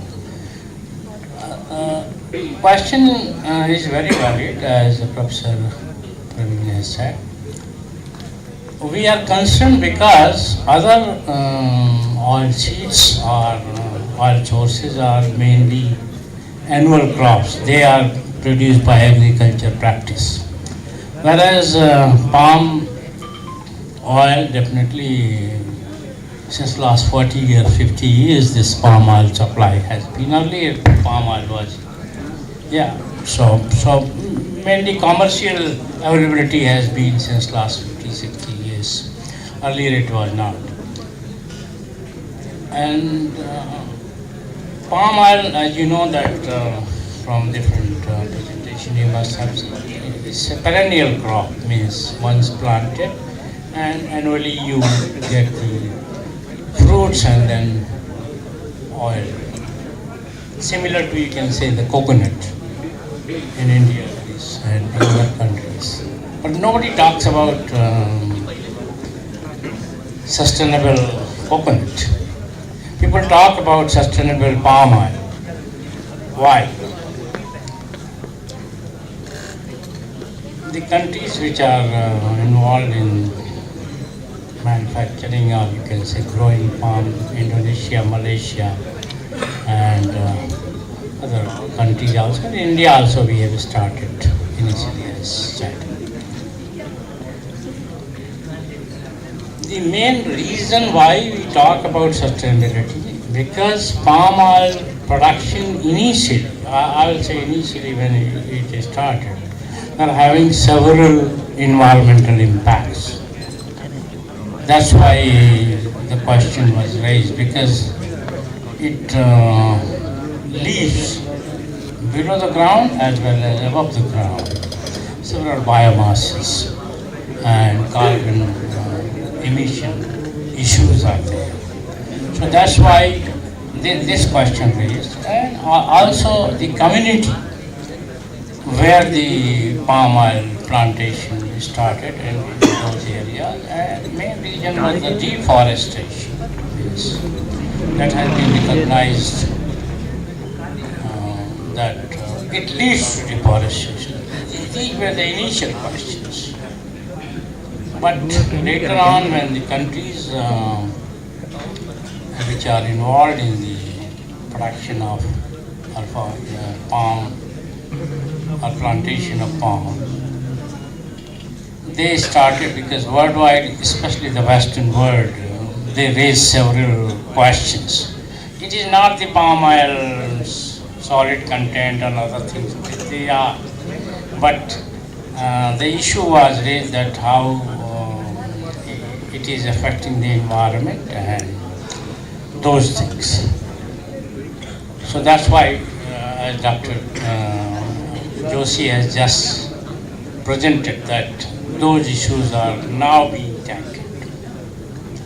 I think still whatever environmental assessment practices are, still they are not taking several other aspects. Definitely certification and audit, as mentioned by Mr. Joseph. These are the issues, but I still feel that palm oil as a whole, or plantation of palm oil, that sustainability should not be assessed the way it is being done. It should be assessed on the palm kernel also, whatever palm kernel you produce out of that. And as discussed, the palm oil, which is a fraction, separated also. Those sustainability issues should be assessed and audit just presented should be conducted, how much it affects the community and how much the environmental assessment practices these are, and whatever means understanding I have, or whatever sustainability is being done, is not truly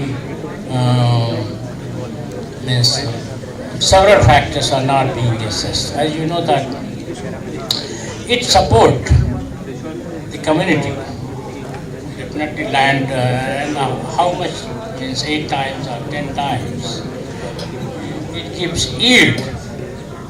Those should, because when it gives more yield, so that is also a sustainable issue, should be considered while assessing the sustainable advantages. as you know, there are negative advantages. Definitely, when we see there are considerations. But my consideration is again what I have just, because I work little bit on sustainability as such, and since last 30-40 years in different areas I am working on the sustainable issues. So I think, and I request the Palm Oil Council, MPOC, to reassess the sustainable tools, whatever assessment tools people are doing. There are certain things which are not being considered, definitely audit, and now certification program is there. Nowadays 90% certified sustainable palm oil is being produced, whatever we claim, definitely. But I think some more areas which are being left, which should be also considered in sustainability assessments. Those tools are very well, GIS and other practices Mr. Joshi has already mentioned. But not only the GIS mapping is how it is being processed, and how the farmers or the community is also being benefited. So those positive considerations are still, I feel that some more work is required. Different tools are there, but I request Dr. Roshan to reconsider several other things which are being not assessed. So definitely whatever palm oil is being produced, it is sustainable, and sustainability is one issue, definitely. And that's why sustainable palm oil is available, and up to whatever India imports, about 60% of its needs, palm oil is only. So sustainability is from that also. If India imports 60%, how much negative impacts are with the other oilseed crops? Comparison is not there. So that should be also considered. Positive side of palm oil is there, but what about negative effects of other crops? So these are the two things. Experts are here. I'm just raising these issues. And environmental protection is definitely one issue. Thank you.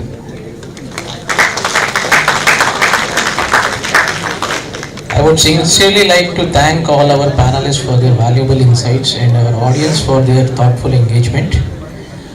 To the best of my understanding, one of the most important key takeaways from the discussions that we had today is that health, nutrition and sustainability are deeply interconnected. Evaluating any particular oil in isolation, whether from the nutritional, environmental or economic perspective, that will fail to capture the realities of the global food systems.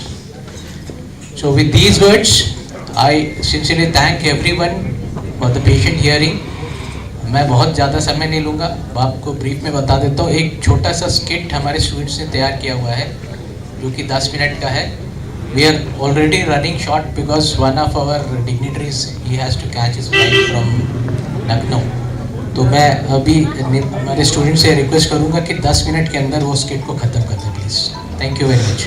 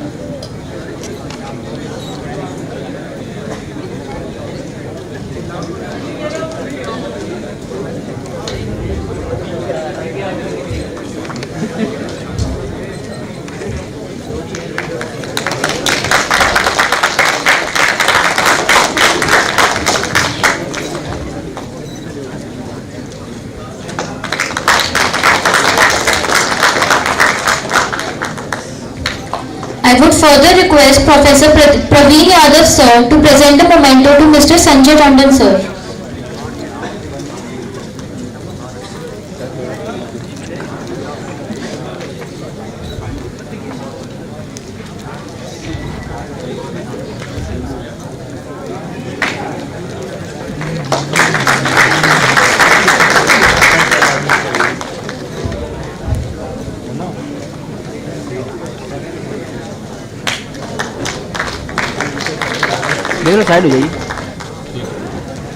Thank you to all the panelists for the enriching interaction. I now request all the panelists to please step down and take seats in the front row.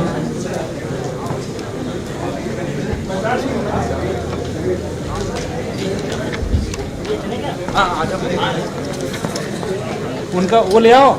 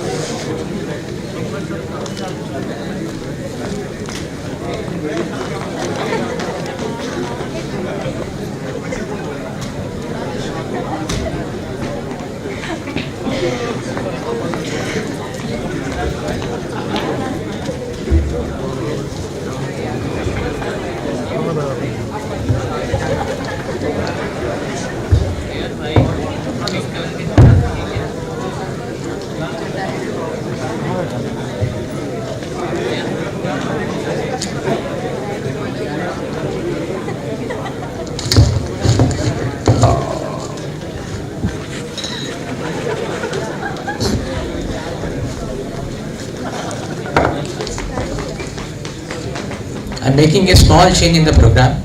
In fact, Professor Churi is having his flight from Lucknow, as I'm again and again mentioning.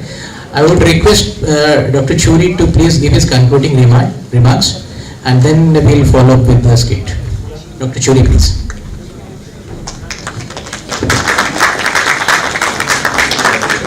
Sorry guys. Right. So we have wonderful presentations, 4 presentations. I mean, actually real experts from the health and nutrition and the of course regulatory. So that was really, really wonderful, and I won't again dwell on that because a very lucid and very informative presentation. So thank you all of them. There was a youngster, I didn't get his name, who I will do presentation on the the actual application part of it. Actually, palm oil in a why it's a food, it's a question of food security. As the professor mentioned, we import almost 60% of requirement. In fact, our 60% of vegetable oil come from the import. We have an annual consumption of 26 million tons. Out of that, 16 million tons is import. So we have a heavy reliance on the import. This is the case not only with the vegetable oil but also with the petroleum crude. We almost import 90% of petroleum crude. So see how much of foreign exchange outgoing. So it's a it's important for us to have our own some cultivation. And palm oil is the answer. That's why government has come out with the palm oil mission. Because as speakers mentioned, the output, per hectare output is almost 4 to 10 times compared to other oils. So that's why the government has given the importance and we have started this palm oil cultivation. So this is the question of food security, and see, today the average food consumption in India is a status of 19.7 kgs per capita. Of course, there is a plus minus figures are there. Against the 13 kg as recommended by WHO. So you can see the difference, and our consumption is increasing day by day. Why? Our population is increasing and our per capita consumption is increasing because of our food habits. We are now so much of ready to eat food available, ready to cook food available. We have so much of variety of food available. So obviously, because of the changing lifestyle, our food, this oil consumption is going to increase. That's what government thought is the palm oil is answer. So that's another angle of it. And simply coming to that, other things, palmitic acid. I must mention the part talk about palmitic acid. Many of them may not be knowing the palmitic. There is in mother's milk the palmitic acid is present. cow milk there is a palmitic acid presence. Why? Because palmitic acid does help to the brain development of the infant. So how that's another important. Just wanted to give a passing remark about the palmitic acid. And lastly, the lot of misconceptions going on, same as the palm oil, against the which type of oil is good and what type of, which is a good oil for cooking. Now people may not be knowing, people say the extras, I have seen people using extra virgin olive oil as a cooking oil, which is absolutely wrong because it has a lower smoke point. So people do not have the proper orientation, proper information which is the oil. So seminar like this, they really does help. And some people, I was aghast to see they use a flaxseed oil as a cooking oil, which has a lowest smoke point of 107 degrees. What is the smoke point indicates is a polymerization product of the unsaturated fatty acid. So there are a lot of misconceptions floating around, and I really thank Professor Praveen to organize such a wonderful and well structured this particular. Give a round of applause, Professor and his team. So thank you very much. And another last passing thing. We have a habit of deep frying and repeated frying, especially the roadside vendors. And it's not advisable to use, as the speaker pointed out, more than 3 times, because a lot of carcinogens are produced after the repeated uses of the deep frying oil, okay, or repeated frying. And all our roadside vendors, all items are the deep fried. Nothing.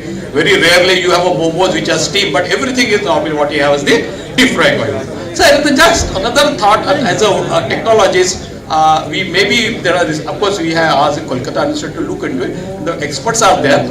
Maybe palm oil versus other oil, what happens on the repeated frying, Maybe palm oil has some advantage for this repeated frying.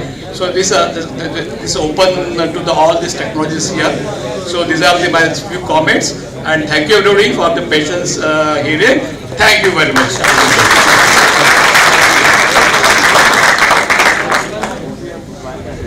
Thank you, sir, for your kind words. To add a creative and a thought-provoking dimension to today's seminar, we now present a skit by the students of the Department of Oil Technology. May I request the student team to kindly take the stage. Palm oil causes cancer. Palm oil destroys forests. Palm oil banned worldwide.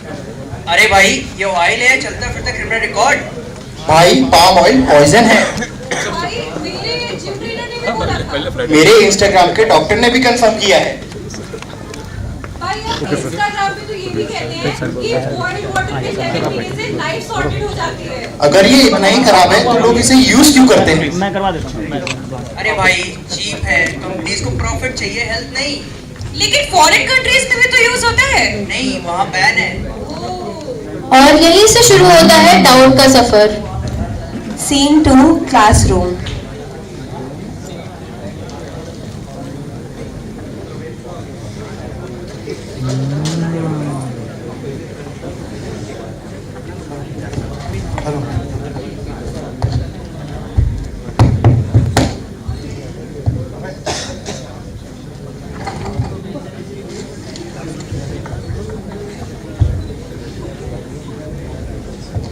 Class, आज syllabus ज्यादा important topic है, internet के झूठ। Sir, क्या palm oil सच में इतना खराब है जितना इंटरनेट पे बताते हैं? अगर पाम ऑयल इतना ही खराब होता तो आधी दुनिया हॉस्पिटल में होती। सिंपल बात समझो, पाम ऑयल में सैचुरेटेड फैट भी होते हैं, अनसैचुरेटेड फैट भी होते हैं, इसमें कोलेस्ट्रॉल 0 होता है और ये विटामिन ई रिच होता है। प्रॉब्लम ऑयल नहीं है, प्रॉब्लम ज़्यादा ऑयल है। हार्ट डिसीज किसी एक ऑयल से नहीं होती, लाइफस्टाइल से होती है। रोज एक्सरसाइज का लैक, जंक फूड का ओवर कंजम्पशन और ब्लेम किसी एक ऑयल पे। और आपकी जानकारी के लिए मैं बता दूं, पाम ऑयल बैंड नहीं है। यूएसए, यूरोप, जापान हर जगह यूज होता है, रेगुलेटेड है, बैंड नहीं। Okay sir, what about forest destruction? Destruction किसी एक ऑयल से नहीं होती है, अनसस्टेनेबल फार्मिंग से होती है। Regulated palm oil rules follow करता है। और अगर जो हम लोग पाम ऑयल को रिप्लेस भी करना चाहें तो उसके लिए हमें ऑल लैंड चाहिए होगा, जिससे नेचर को और नुकसान पहुंचेगा। नॉलेज मिल गई, पर असली टेस्ट अभी बाकी है। Okay sir, thank you. Scene 3, teacher staff room.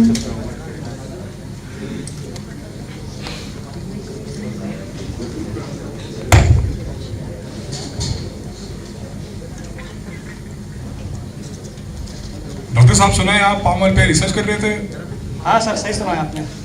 Sir WhatsApp पे मैसेज आया कि पाम ऑयल अनहेल्दी है और उसको अवॉइड करना चाहिए। सर आप भी व्हाट्सएप यूनिवर्सिटी से ग्रेजुएट है क्या? असली साइंस ये कहती है। तो साइंस क्या कहती है? असली साइंस ये कहती है कि कोई भी ऑयल अपने आप में ना हीरो होता है ना विलेन, पर लोग आजकल ब्लेंडिंग पे ब्लेम करते हैं। तो क्या ब्लेंडिंग नहीं होनी चाहिए? ब्लेंडिंग इसलिए की जाती है ताकि कुछ ऑयल्स की स्टेबिलिटी बढ़ाई जा सके, फ्राइंग के टाइम ऑक्सीडेशन कम हो और ऑयल प्रैक्टिकल यूज के लिए बेटर बने। इससे सिर्फ कॉस्ट नहीं, परफॉर्मेंस और कंसिस्टेंसी दोनों इंप्रूव होती है। रेगुलेशंस क्या कहती हैं? हो गया, एफसीआई का सीन क्लियर है। यूज कुकिंग ऑयल में पोलर कंपोनेंट्स 25% से लेस होने चाहिए। ये रूल हर ऑयल पे अप्लाई होता है। ऑयल का नाम नहीं, ऑयल की कंडीशन मैटर करती है। इसकी कोई लीगल प्रैक्टिस? सिंपल बातों में ऑयल रेगुलरली चेंज करना चाहिए। आइडियल केस में हर मंथ में स्मेल आए, कलर डार्क हो जाए, फोम बने तो ऑयल डिस्कार्ड कर देना चाहिए। मतलब दिक्कत ऑयल में नहीं, उसके यूज करने के तरीके में है। बिल्कुल, एक्सट्रीम नहीं, सिर्फ informed choices. Thank you sir. Science कभी शोर नहीं करती, पर उसका डेटा सब कुछ प्रूव कर देता है। और जो सुनना नहीं चाहता वो फॉरवर्ड करता रहता है। Scene 4 home.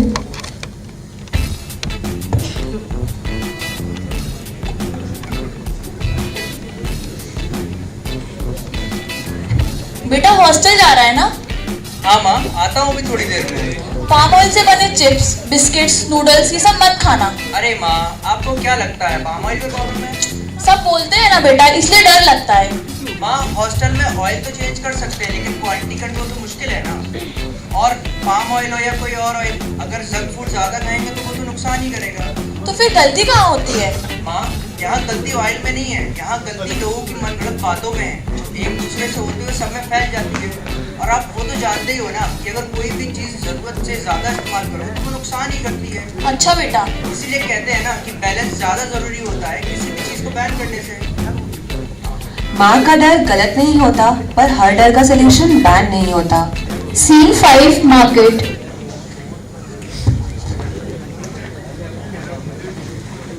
चल रहा है ना?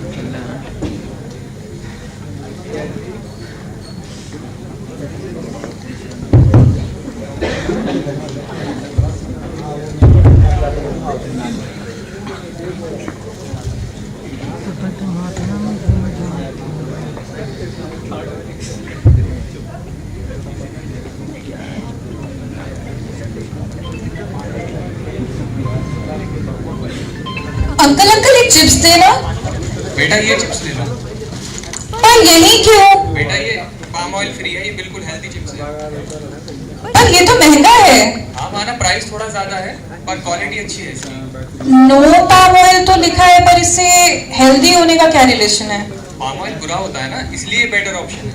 अंकल एक सवाल पूछूं? हाँ पूछो। अगर इसमें पाम ऑयल हटा दिया और इसकी जगह कोई और ऑयल डाल दिया तो चिप्स नहीं रहेंगे क्या? पाम ऑयल ना डालने से ट्रांस फैट 0 थोड़ी ना हो जाता है। तो मतलब ये बेटर ऑप्शन नहीं है? नहीं अंकल, इसकी बस मार्केटिंग ज्यादा है। अब आप पाम ऑयल हटा के किसी और ऑयल में चिप्स बना देंगे, तब भी वो रहेंगे तो चिप्स ही ना। लो भैया, आज मुझे कंज्यूमर बनना सिखा दिया। जी अंकल। कभी कभी प्रॉब्लम प्रोडक्ट में नहीं होती है, प्रॉब्लम होती है लेबल पढ़ने के तरीके में। आज नो पाम ऑयल का ट्रेंड है, कल कोई और होगा।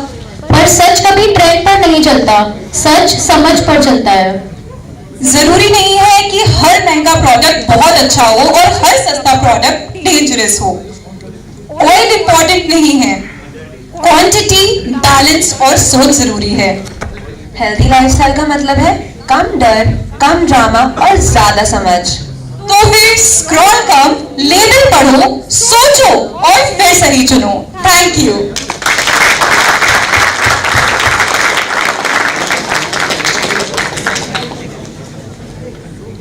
A big round of applause for our talented students.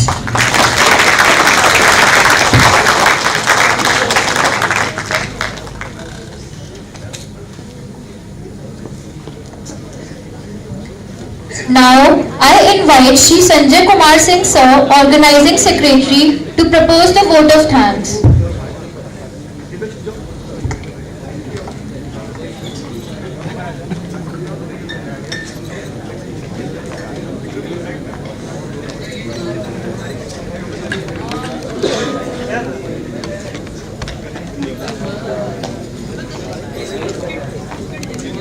respected chief guests, distinguished speakers, honorable faculty members, dear students, ladies and gentlemen. Good evening to everyone present here. It is indeed a matter of great honor and privilege for me to propose the vote of thanks at the conclusion of this night. This was a very informative and successful seminar on palm oil roles in human health, nutrition and sustainability, the balanced truth, which was jointly organized by Department of Oil Technology and Oil Technologies Association of India Central Zone. First and foremost, on behalf of organizing committee, I would like to express my deepest sense of gratitude to our chief guest, Sri Divjen Mathur sir, Managing Director, Fair Labs Private Limited, and an illustrious alumnus of our university for kindly gracing this occasion and inaugurating the seminar. Sir, your insightful address and continuous support to academia and research truly inspire us. I extend my sincere thanks to Professor Praveen Yadav sir, Dean, School of Chemical Technology, SBTU Kanpur, for his motivating welcome address and for his constant guidance and encouragement throughout the organization of this event. I would also like to express my heartfelt gratitude to Dr. N.P. Awasthi sir, Head of the Department, Oil Technology, SBTU Kanpur, for providing strong leadership, academic vision and unwavering support, without which this seminar would not have been possible. My special thanks to Dr. Rajiv Churi sir, President OTI, who has just left for flight, for enlightening us about the role of OTI and its contribution to oil technology and allied sector, and for his continued association with academic initiatives. We are deeply thankful to Dr. Roshan Martis, Regional Manager South Asia, Malaysian Palm Oil Council, for setting up the scientific and sustainability context of palm oil, for highlighting the importance of science-led engagement in this field. We also sincerely acknowledge the MPOC for sponsoring and supporting this event. I would like to express our profound appreciation to all our distinguished speakers who enriched this seminar with their valuable knowledge and expertise.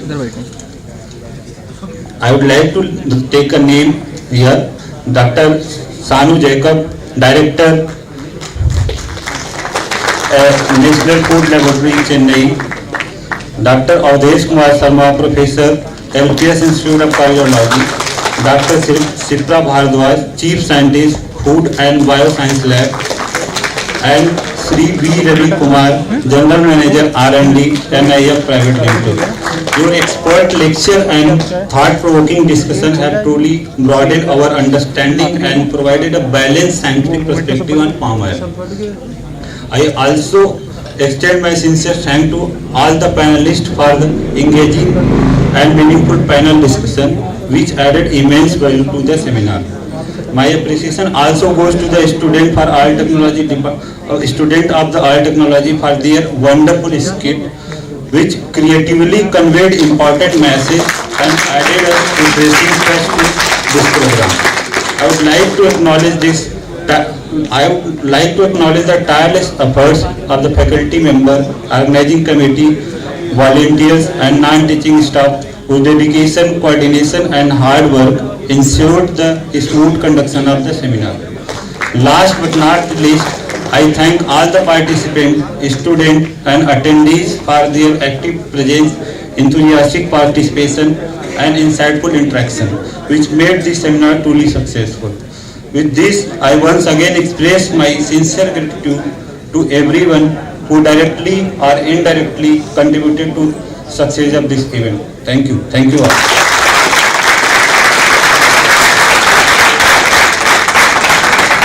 Thank you, sir. May I now request everyone to please rise for the national anthem.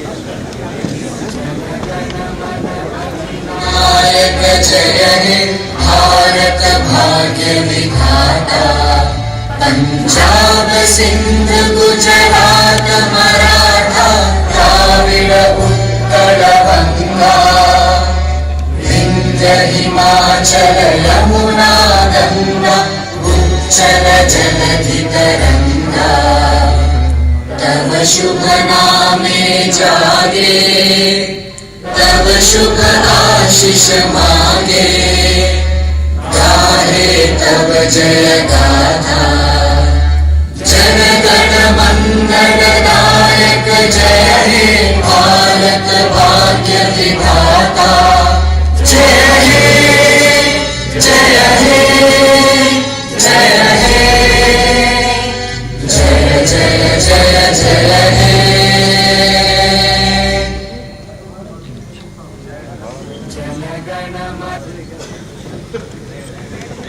Thank you everybody for your gracious presence and active participation. I have the honor to invite you all for high tea